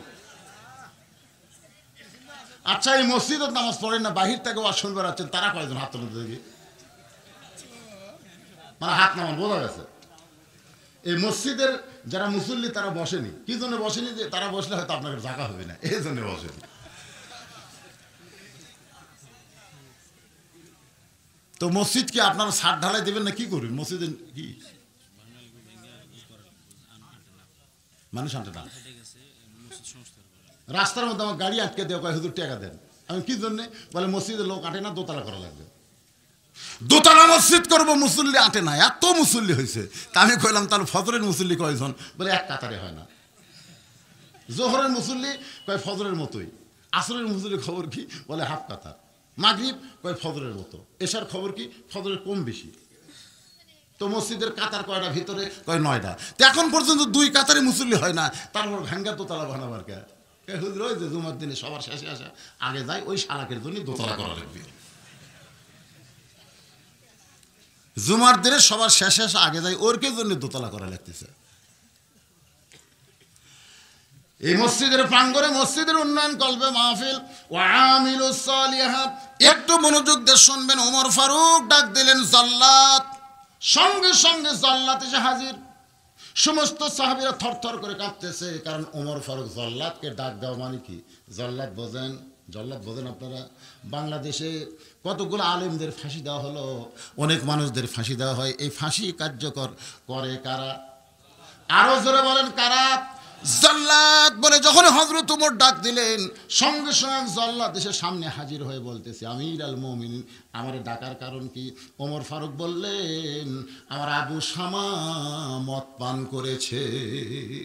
সঙ্গে সঙ্গে আবু শামা জোড়হাত করে বলতেছে, বাবা, ও বাবা, আমি মদ পান করছি, কিন্তু মদের নেশা আমার নাই বাবা, আল্লাহর রাস্তায় আমাকে মাফ করে দেন। ওমর ফারুক বললেন, ওয়ামিলুস সালিহাত, আমাকে নেক আমল করতে হবে। বাজান তুই যতই কান্দে, মদ পান করলে তাকে 80টা বেত মারতেই হবে। জল্লাদ, তুমি এখন আমার সন্তানের দেহে 80টা বেত মারো। ওমর ফারুক চামড়ার চাবুক দিলেন আর বললেন, 80টা বেত মারো। এবার জল্লাদ চাবুক হাতে নিয়ে ওমর ফারুকের কথা মতো তার সন্তানকে 1টা চাবুক মারলেন, 2টা চাবুক মারলেন। ওমর ফারুক সঙ্গে সঙ্গে বললেন, জল্লাদ চাবুক মারা বন্ধ করো।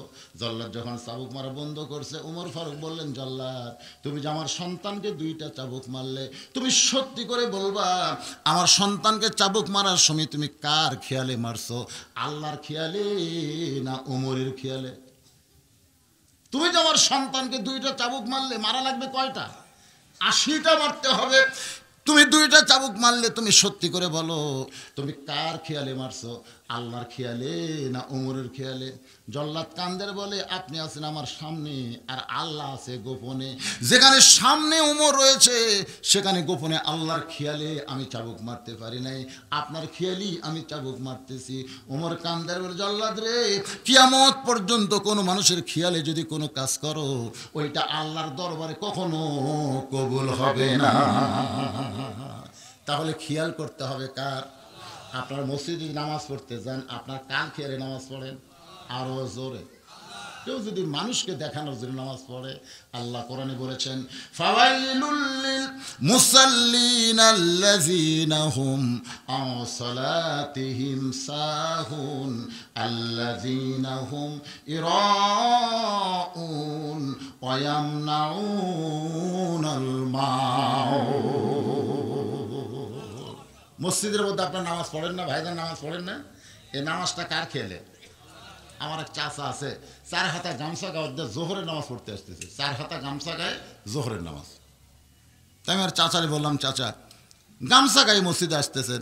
চাচা রাগ করে বলে, ফতুয়া দে, ফতুয়া দে, তুই ফতুয়া দে, গামছা গায়ে নামাজ হবে না। আমি বললাম, চাচা ফতুয়ার কথা বলতেছেন কেন? আপনি কি গামছা গায়ে বিয়ের বাড়ি যাওয়ার পারবেন? চাচা রাগ করে বলতেছে, এই বছরই 5টা পাঞ্জাবি বানাছে, এই বছরই। তুই কি আমার ফকির মনে করছিস যে বিয়ের বাড়ি গামছা গাওয়াতে যাবো? আমি বললাম, চাচা এই গামছা গাওয়াতে আপনি জামাইয়ের বাড়ি যাওয়ার পারবেন? চাচা রাগ করে তোর মাথা নষ্ট হয়ে গেছে, জামাইয়ের কি দাম নাই? জামাইয়ের বাড়িতে কোনদিন শ্বশুর গামছা গাওয়া যায়? আমি বললাম, চাচা আপনি বিয়ের খেয়াল করলেন, বিয়ের বাড়িতে গামছা গায়ে যাওয়ার পারবেন না। আপনি জামাইয়ের খেয়াল করলেন, জামাইয়ের বাড়িতে আপনি গামছা গায়ে যাওয়ার পারবেন না। কিন্তু ওই খেয়ালটা যদি আল্লাহর করতেন তাহলে আল্লাহর ঘরেও আপনি গামছা গায়ে আসতে পারতেন না। খেয়াল করতে হবে কার? এখানে যারা আপনারা বসে আছেন, আপনার কার খেয়ালে বসে আছেন? আরো যারা বলেন, আল্লাহর খেয়ালে যদি বসেন, সূরা আসরের আলোচনা আপনাদের কলিজার মধ্যে ঢুকে যাবে। আর যদি অন্য খেয়াল করেন ভাইজান, এই আলোচনাটা বুঝতে আপনাদের কষ্ট হবে। ওয়া আমিলুস সলিহাত, আমি নেক আমলের কথা বলতেছি। নেক আমলের কথা বলতে গিয়ে ওমর ফারুক বললেন, জল্লাদ তোমার কাছে আমার 2 নম্বর প্রশ্ন হলো, আমার সন্তানকে তুমি বেশি ভালোবাসো না আমি বেশি ভালোবাসি? আপনারা বলেন তো, ওমর ফারুকের ছেলেকে কে বেশি ভালোবাসে, জল্লাদ না ওমর? কথা কয় না।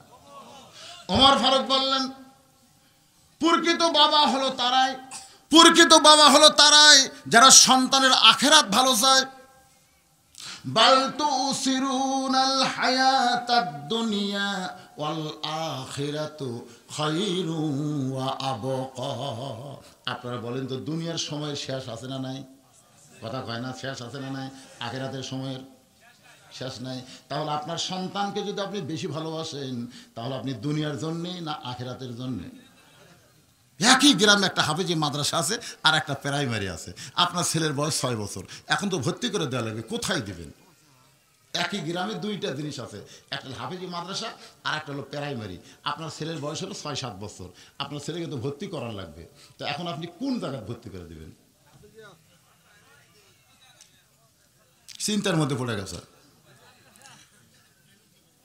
অনেক বাবা দেখবেন মাদ্রাসার সামনে দিয়ে যায় প্রাইমারি ভর্তি করে দেয়, দেখি দেয় না, কারণ অনেক বাবা আছে। আপনি খেয়াল করে দেখেন তো, যে এই যে ছোট বাচ্চাকে আপনি ভর্তি করে দিচ্ছেন, আপনার বাচ্চা কি শিখবে? আপনি একজন প্রকৃত বাবা যদি হন, সন্তানের আখিরাত যদি ভালো চান, তাহলে আপনার সন্তানকে কোন জায়গায় ভর্তি করে দেবেন এটা আপনার বাবা হিসাবে চিন্তা করার দরকার আছে না নাই? দরকার আছে না নাই? একটু মনোযোগ দিয়ে শুনবেন। ওমর ফারুক এক টানে চাবুকটা কাইড়া নিলেন, এক টানে জল্লাদের হাত থেকে চাবুক কাইড়া নিয়ে মার শুরু করলেন। জল্লাদ মারছে কয়টা? ওমর ফারুক 2 থেকে গণনা করতেছেন। সমস্ত সাহাবীরা বলতেছে, আমির আল মুমিনিন জল্লাদ 2টা চাবুক মারছে, আপনি 3 থেকে গণনা শুরু করেন। ওমর ফারুক বলতেছেন, মানুষের খেয়ালে 2 বাড়ি, আল্লাহর খেয়ালের 1 বাড়ির সমান। ওমর ফারুক সমানে মারতেইছে কার খেয়ালে? সন্তান কাঁদতেছে বাবা বাবা বলে। ওমর ফারুক তাকায় দেখে আব্দুল্লাহ ইবনে ওমর, তার মা আবু শামার মা একটু দূর থেকে শুধু কাঁদতেছে, দূর থেকে কাঁদতেছে, মা কাঁদতেছে, আর বাবা ছেলেকে মারতেছে। মারতে মারতে 30টা চাবুক যেই মাত্র মারছে, আবু শামা বেহুশ হয়ে গেছে। আবু শামা যখন বেহুশ হয়ে গেল, এমন সময় ওমর ফারুক বললেন, সাহাবীরা রে, এক গিলাস ঠান্ডা পানির দরকার, তোমরা পানি নিয়ে আসো। এক গিলাস ঠান্ডা পানি যখন নিয়ে আসা হলো, ওমর ফারুক চেয়ারে বসে সেই পানিটুকু পান করে বললেন, একে মারতে মারতে আমি দুর্বল হয়ে গেছি, আর দুর্বল অবস্থায় দৌড়া কার্যকর হবে না, এজন্য পানি পান করলাম। সমস্ত সাহাবীরা চমকে গেল, চিন্তা করেছিল হয়তো ওই বেহুশ সন্তানকে পানি পান করাবে, কিন্তু সন্তানকে পানি পান না করে নিজেই পানি পান করে। ওই গিলাসের তলায় সামান্য একটা পানি ছিল, ওই পানিটা আবু শামার চোখে মুখে ওমর ফারুক ছিঁড়ে দিলেন। যেই ছিঁড়ে দিয়েছে হুঁশ ফিরাইছে, সঙ্গে সঙ্গে চাবুক মারা শুরু করলেন। যেই মাত্র 50টা চাবুক হয়েছে, সমস্ত সাহাবীরা চিল্লায় কান্দার বলে, আমিরুল মুমিনিন, আর মারবেন না, আর মারবেন না, আপনার আবু শামা মারা গিয়েছে, আপনার আবু শামা কি হয়ে গেছে, আবু শামা মারা গেছে। সঙ্গে সঙ্গে হযরত ওমর হাঁটু গেড়ে বসে সন্তানের কপালে একটা চুমা দিলেন। ওমর ফারুক হাঁটু গেড়ে বসে সন্তানের কপালে চুমা দিয়ে বলেন, আবু শামা রে, আল্লাহর খেয়ালে মারতে গিয়া তুই যে মরে গেছিস বাবা, তোর দিকে আমার কোনো খেয়াল না। আবু শামা, দুনিয়ার সমস্ত মানুষ বলবে ওমর ফারুক নিষ্ঠুর, তার সন্তানকে মারতে মারতে হত্যা করেছে, কিন্তু আবু শামা রে, আমি নিষ্ঠুর নই, আমি তোর জান্নাত পাওয়ার জন্যে মদ খাওয়ার কারণে তোকে বেত্রাঘাত করতেছি। আমি ইচ্ছা করলে রাস্তার মধ্যেই তোর গোপন করতে পারতাম, তোকে আমি দুনিয়াতে কিছুদিন বাঁচার সুযোগ দিতাম, কিন্তু মরার পরে মদ খাওয়ার কারণে তুই জাহান্নামী হয়ে যেতি। কিন্তু আমি কোনোদিন আমার বাবা হয়ে চাইবো না আমার সন্তান জাহান্নামী হোক, এই জন্য জান্নাত পাওয়ার জন্য তোকে বেত্রাঘাত করতে গিয়া 50টা মারার সঙ্গে সঙ্গে তুই দুনিয়া থেকে বিদায় নিবি। এই বলে সঙ্গে সঙ্গে সন্তান কপালে আর একটা চুমা খাই। ওমর ফারুক বললেন, রে নবীর সাহাবীরা, আবু শামার জন্য আমাদের 5টা কাজ করতে হবে। ধরে কোন কয়টা? 1 নম্বর কাজ হলো কবর খোঁড়া। তোমরা সাহাবীরা যাও, আমার সন্তান আবু শামার জন্য একটা কবর খনন করো। বাকি 4টা কাজ আমি দুনিয়ার কাউকে করতে দেব না, আমি নিজেই করব। আবু শামাকে আমি নিজের হাতে গোসল করাই দেব, আমার সন্তানকে আমি নিজের হাতে কাফনের কাপড় পরাবো, আমার সন্তানকে আমি নিজেই জানাজার ইমামতি করব, আমার সন্তানকে আমি নিজের হাতে কবরের ঘরে নামায়া দেব। এখানে আপনারা 5টা জিনিস খেয়াল করেন।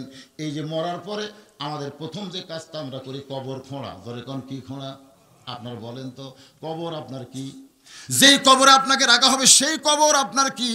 একটাবার কি খেয়াল করে দেখেছেন? আল্লাহ নবী বলেছেন, সর্বশেষে যেই ব্যক্তি কবরে যাবে, ওই কবরের ঘরে তাকে 50,000 বছর থাকা লাগবে।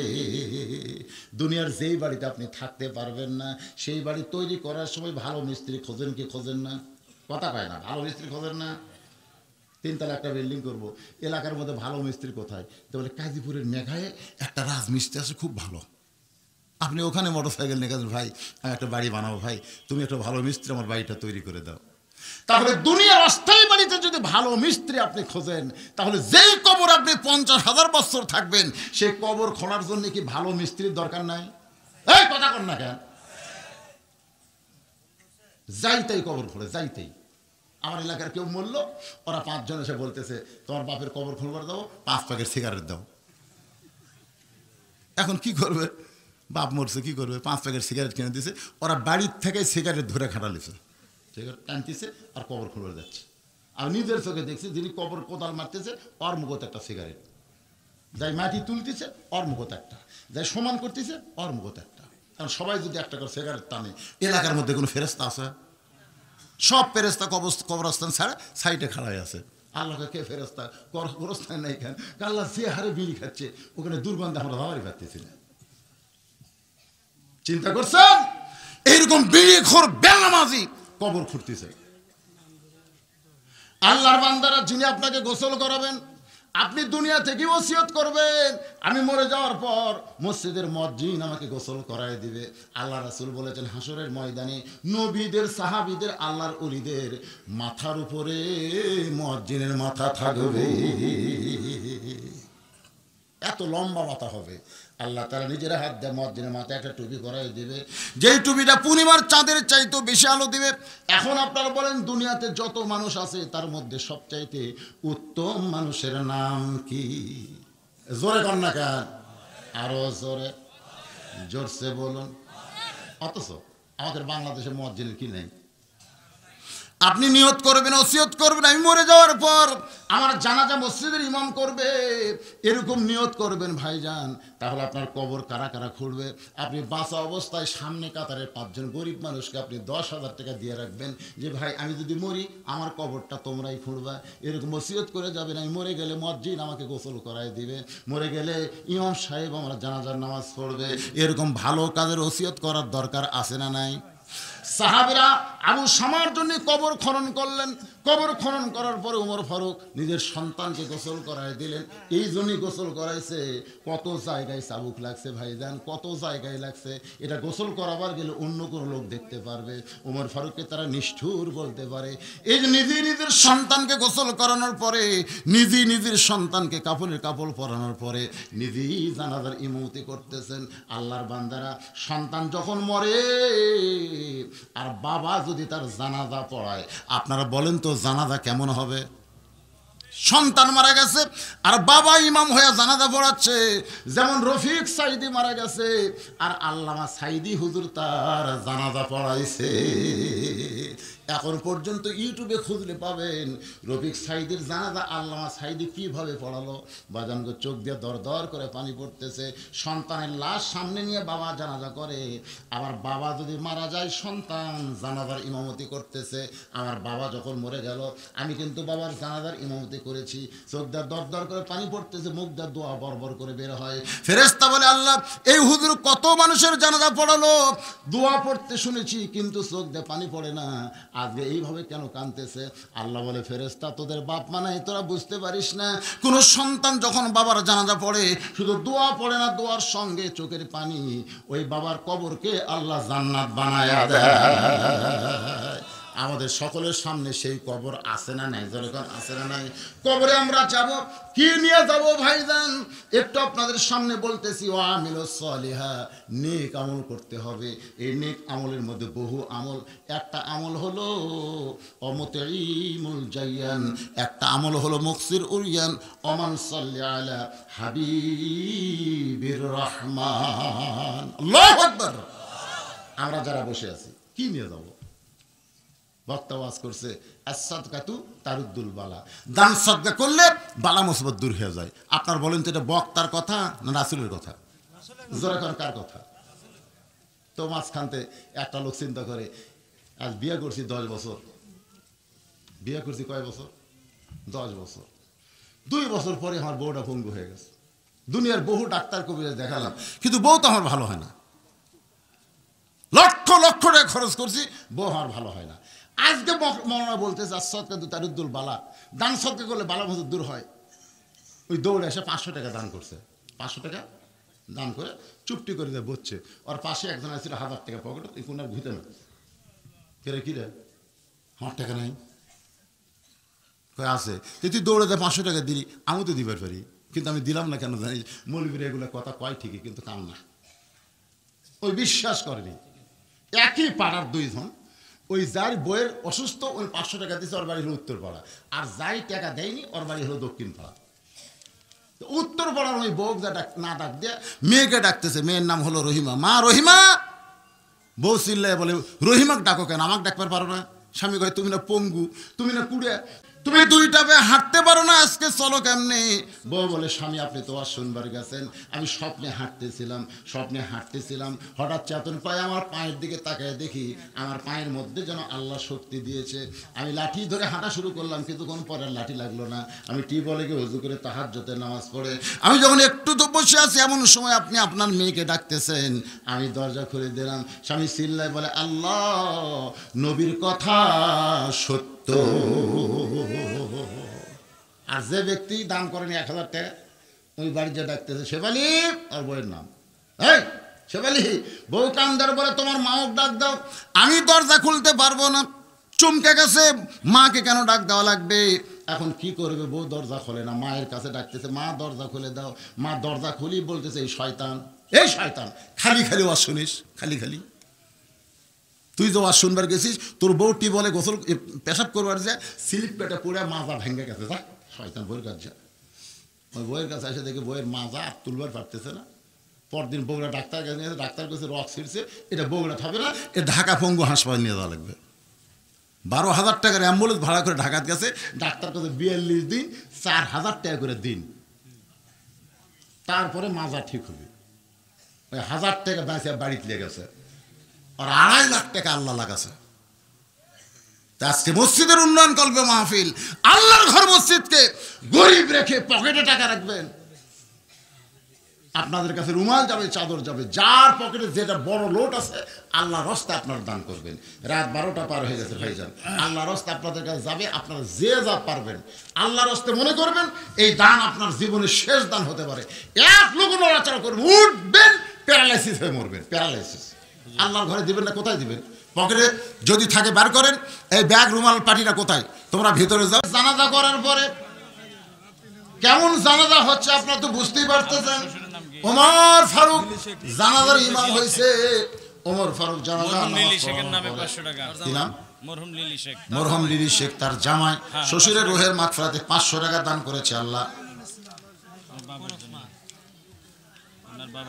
বাবার জন্য, বাবা মারা গেছে, বাবা মারা গেছে, বাবার রুহের মাগফিরাতে 1000 টাকা দান করেছে আল্লাহ। বাবার কবরকে জান্নাতের টুকরা কবুল করেন। পাপিয়া নামে একজন মা বাবার জন্য 300 টাকা দান করছে, পাপিয়ার দান, বাবা মারা গেছে, বাবার রোহের মাগফিরাতে 300 টাকা দান করছে, আল্লাহ কবুল করেন।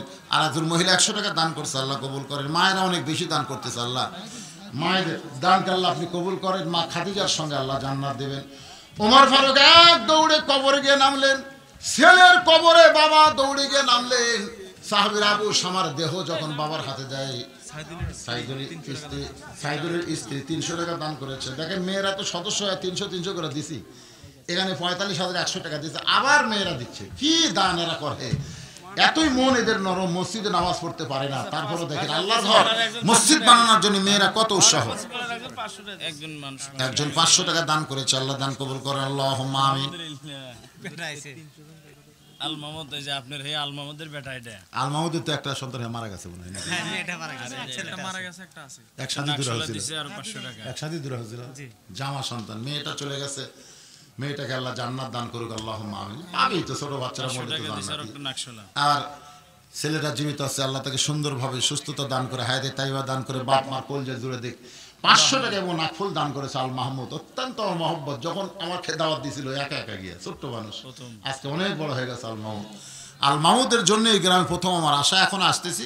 ছেলেটা আমার সঙ্গে অত্যন্ত মহব্বত, আমরা সবাই তার জন্য প্রাণ খুলে দোয়া করবো, তার ছেলেটার জন্য দোয়া করবো, আল্লাহ কবুল করুক, সকলে বলে আমিন, জোরে বলে আল্লাহুম্মা আমিন। কেরা আল মাহমুদের দাদা কি দিল?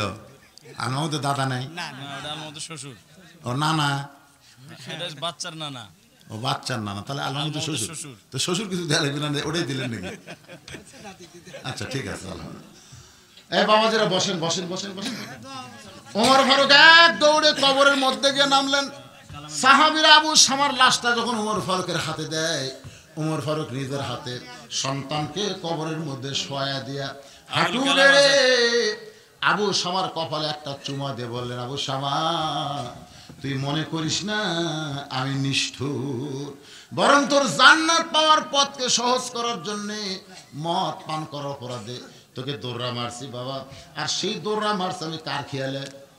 জোরে বলেন কার খেয়ালে? আল্লাহর খেয়ালে মারতে গিয়া আমি তোর মুখের দিকে তাকাই নাই, তুই দুনিয়া থেকে বিদায় নিয়েছিস, তুই মনে কষ্ট নিস না বাবা।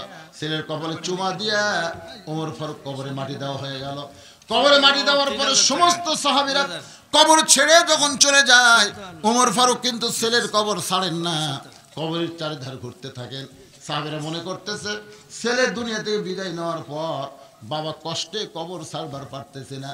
সবাই যখন কবর ছেড়ে চলে যায়, ওমর ফারুক এক টানে কবর থেকে ওই চাবুকটা বের করে 50টা মাটি মরে গেছে, বাকি আরো 30টা চাবুক ওই কবরের মাটির উপরে মারা শুরু করলেন।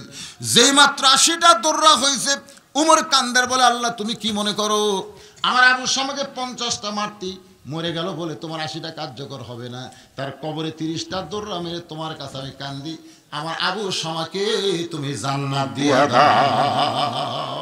সমস্ত সাহাবীরা চিল্লায় বলে, মদ পান করলে মাতালকে যদি এমন একটা শাস্তি দেওয়া হয়, কিয়ামত পর্যন্ত দুনিয়ার কোনো যুবক আর মদ খাবে না। জোরে কোন কথা ঠিক?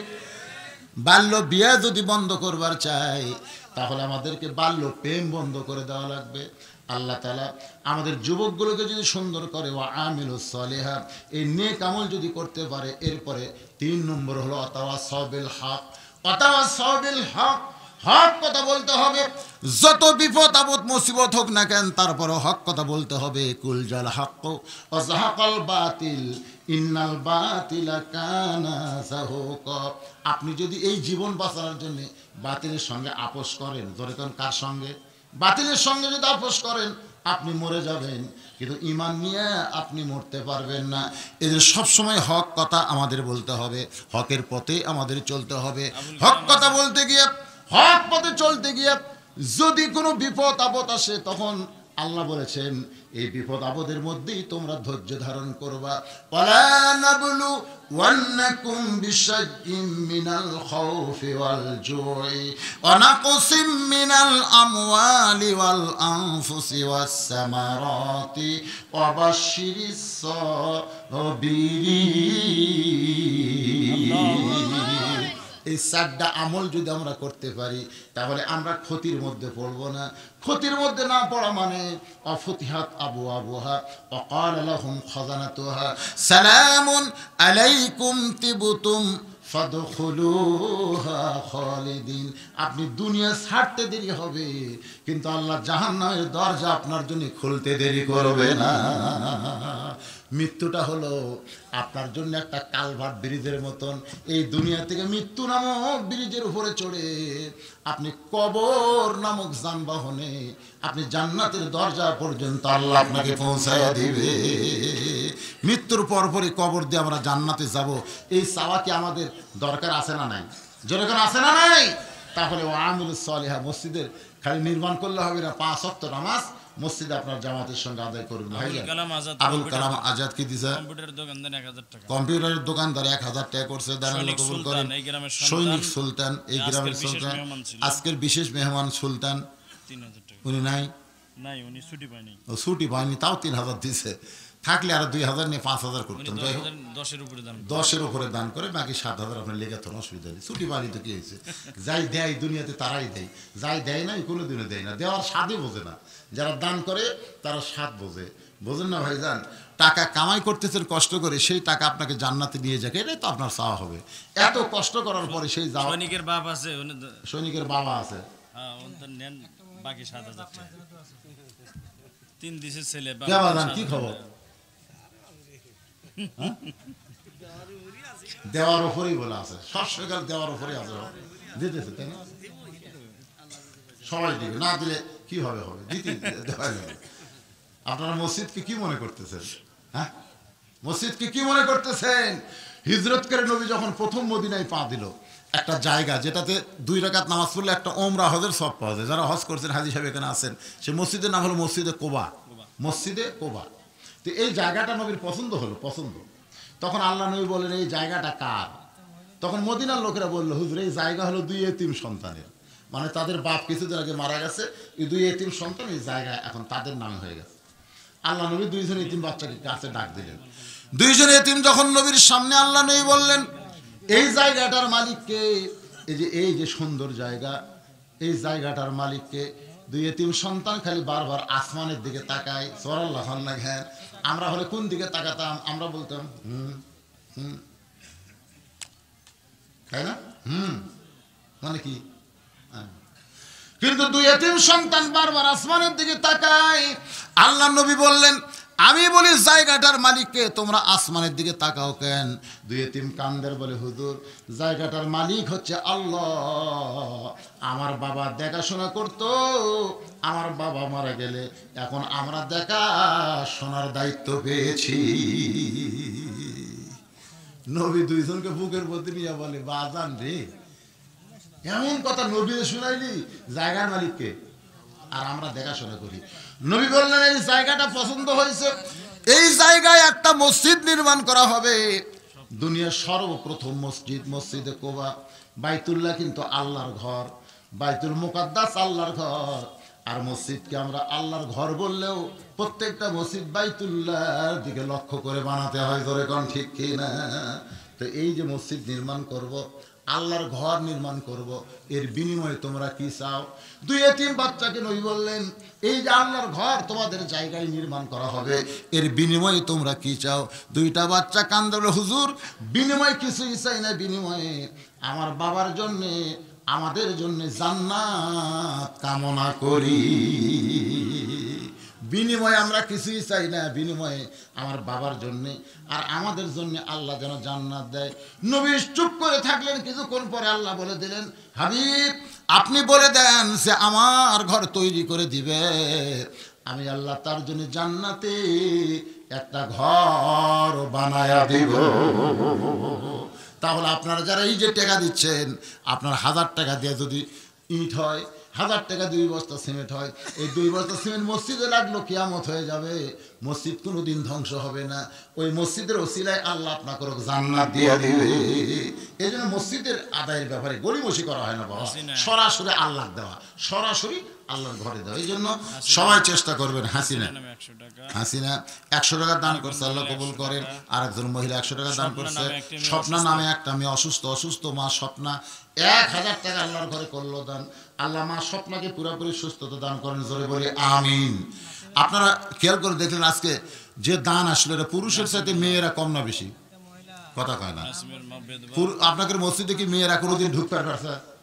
দেখছেন ওরা কোনোদিন ঢুকতে পারলো না। আপনারা মরদ মানুষ নামাজি হবেন। মেয়েরা কিন্তু দান করতেছে তার স্বামী যেন মসজিদে নামাজ পড়ে জানে।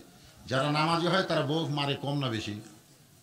হ্যাঁ, বউ মারবে না। এই জন্য প্রত্যেকটা নামাজি ইন্না সালাতা তানহানিল ফাহাশাই ওয়াল মুনকার, নামাজিকে আল্লাহ যাবতীয় খারাপি থেকে বাঁচায় দেয়। মা বোনদের আমি বলবো আপনাদের স্বামীরা যদি নামাজ না পড়ে জোর করে যেভাবেই হোক তাদেরকে মসজিদে পাঠাবেন।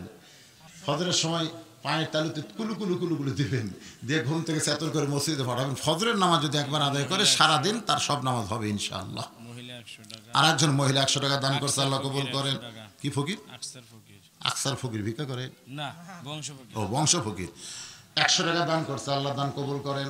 আল্লাহুম্মা আমিন। ইস্তিগফার পড়েন, আস্তাগফিরুল্লাহ রাব্বি মিন কুল্লি জামবি ওয়া তুবু ইলাইহি, আস্তাগফিরুল্লাহ রাব্বি মিন কুল্লি জামবি ওয়া তুবু ইলাইহি, লা হাওলা ওয়ালা কুওয়াতা ইল্লা বিল্লাহিল আলিয়্যিল আযীম। আপনি গোপন দিবেন তাই না, প্রকাশে দিবেন না? আজকের মাহফিলের সভাপতি সাহেব উনি।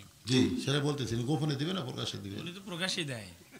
তা আজকে কি হলো? শুধু তাফসিরে দেয় না, তাফসিরের সলপালের খিচুড়ি খাওয়ার টাকাও দেয় উনি। দিছে না দিবে? দেয়, প্রতি বছরই দেয়। না একটা হচ্ছে দেয় আর একটা দিস না, প্রতি বছরই দিয়ে আসতে, এবারও দিব খিচুড়ি খাওয়ার। আচ্ছা দেন। সদস্য যত বেশি হোক তারপরেও টাকা দিব। না দেয় আর দিবে সেরকম বেশি নাই। দেয়টা হচ্ছে অতীতকাল, গত বছর দিছে এবার দিবে কিনা সেটা তো এখনো শোনা যায়। এবার কি দিবে ইনশাআল্লাহ। কলজাবর আছে 5000 টাকা দিবে। সেটা কি খিচুড়ি খাওয়ার জন্য না মসজিদের জন্য? এটা মসজিদে, আর খিচুড়ি খাওয়ার আলাদা টাকা দিবে। ওটা আলাদা, মসজিদের জন্য উনি আপাতত দিবেনই সবসময় আপাতত। ইনি কি এই গ্রামেরই সন্তান নাকি? জি এই গ্রামেরই সন্তান। হ্যাঁ, এই গ্রামের সন্তান। মাশাআল্লাহ, অসুবিধা নেই। ফাঁকে থাকে কিন্তু গ্রামের সন্তান, মসজিদ গ্রামে হবে। ভাই তো অবশ্যই দেওয়ার মতন যদি সামর্থ্য থাকে অবশ্যই দিবে, অবশ্যই দিবে। উনি আপাতত 5000 টাকা ঘোষণা করলেন।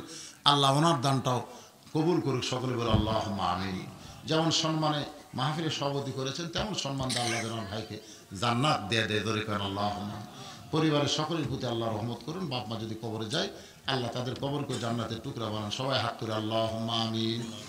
আল্লাহুম্মা আনতাস সালাম ওয়া মিনকাস সালাম, তাবারাকতা ইয়া যাল জালালি ওয়াল ইকরাম।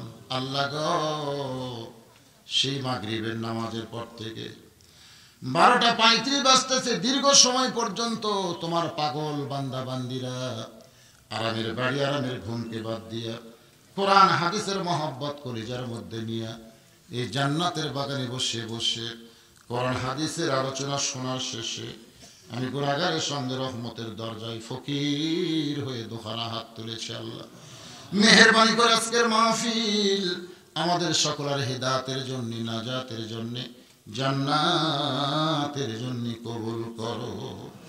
এই মাহফিলের শুরু থেকে শেষ পর্যন্ত যত আলোচনা হয়েছে আল্লাহ, এর মধ্যে যদি ত্রুটি হয়, ভুল হয়, মাফ করে দিও। এর যা হাদিয়া মঞ্জুর করো সোনার মদিনায় নবী পাকের রওজা মুবারকে আল্লাহ তুমি কবুল করে নাও। তামাম আম্বিয়ায়ে কেরাম, আসহাবে কেরাম, তাবেঈনে কেরাম, তাবেঈনে কেরাম, আল্লাহ তামাম পৃথিবীর মাটির নিচে যত মুমিন মুমিনা শুয়ে আছে আল্লাহ সকলের আরওয়াহ ফরে হাদিয়া কবুল করো।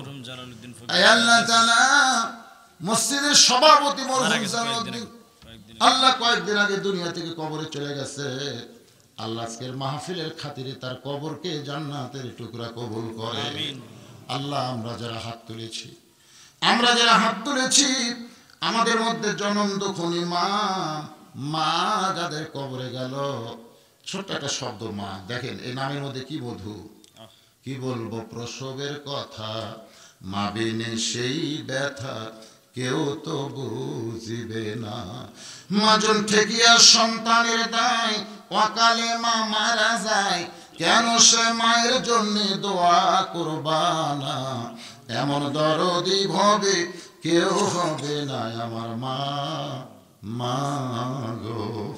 এই দরদের মা যাদের কবরে গেছে আল্লাহ মেহেরবানি করে মায়ের কবরটাকে জান্নাতের টুকরা কবুল করো।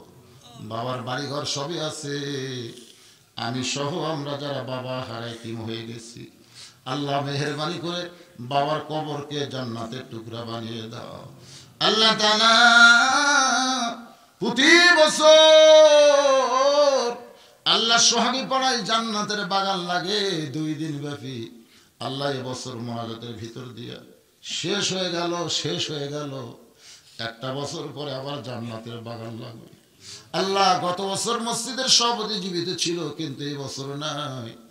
আগামী বছরে আমরা জীবিত থাকবো তার কি গ্যারান্টি আছে?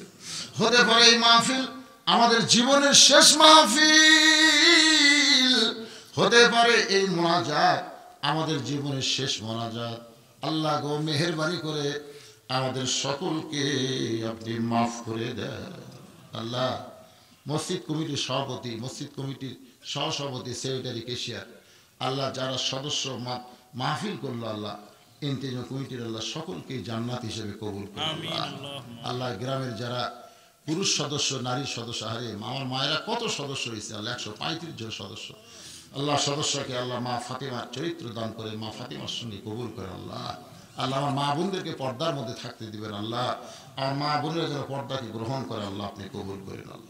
আল্লাহ অনেকের সন্তান হয় না, সন্তান চাওয়ার জন্য দোয়া চেয়েছে, আমরা দোয়া করি আল্লাহ আগামী বছর আবার যেন আমরা শুনতে পাই মায়েদের গর্ভে সন্তান এসেছে, যাদের গর্ভে সন্তান সুন্দরভাবে দুনিয়াতে ভূমিষ্ঠ হয়েছে আল্লাহ কবুল করেন।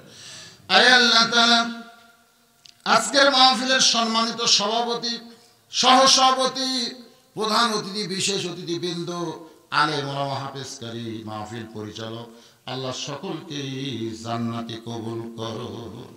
যেদিন আমাদের মৃত্যু হবে দিনটা যেন জুমার দিন হয়, মাসটা যেন রমজান মাস হয়, ইমানের সাথে ইজ্জতের সাথে দুনিয়া থেকে আমাদের বিদায় দেওয়ার তৌফিক দিও।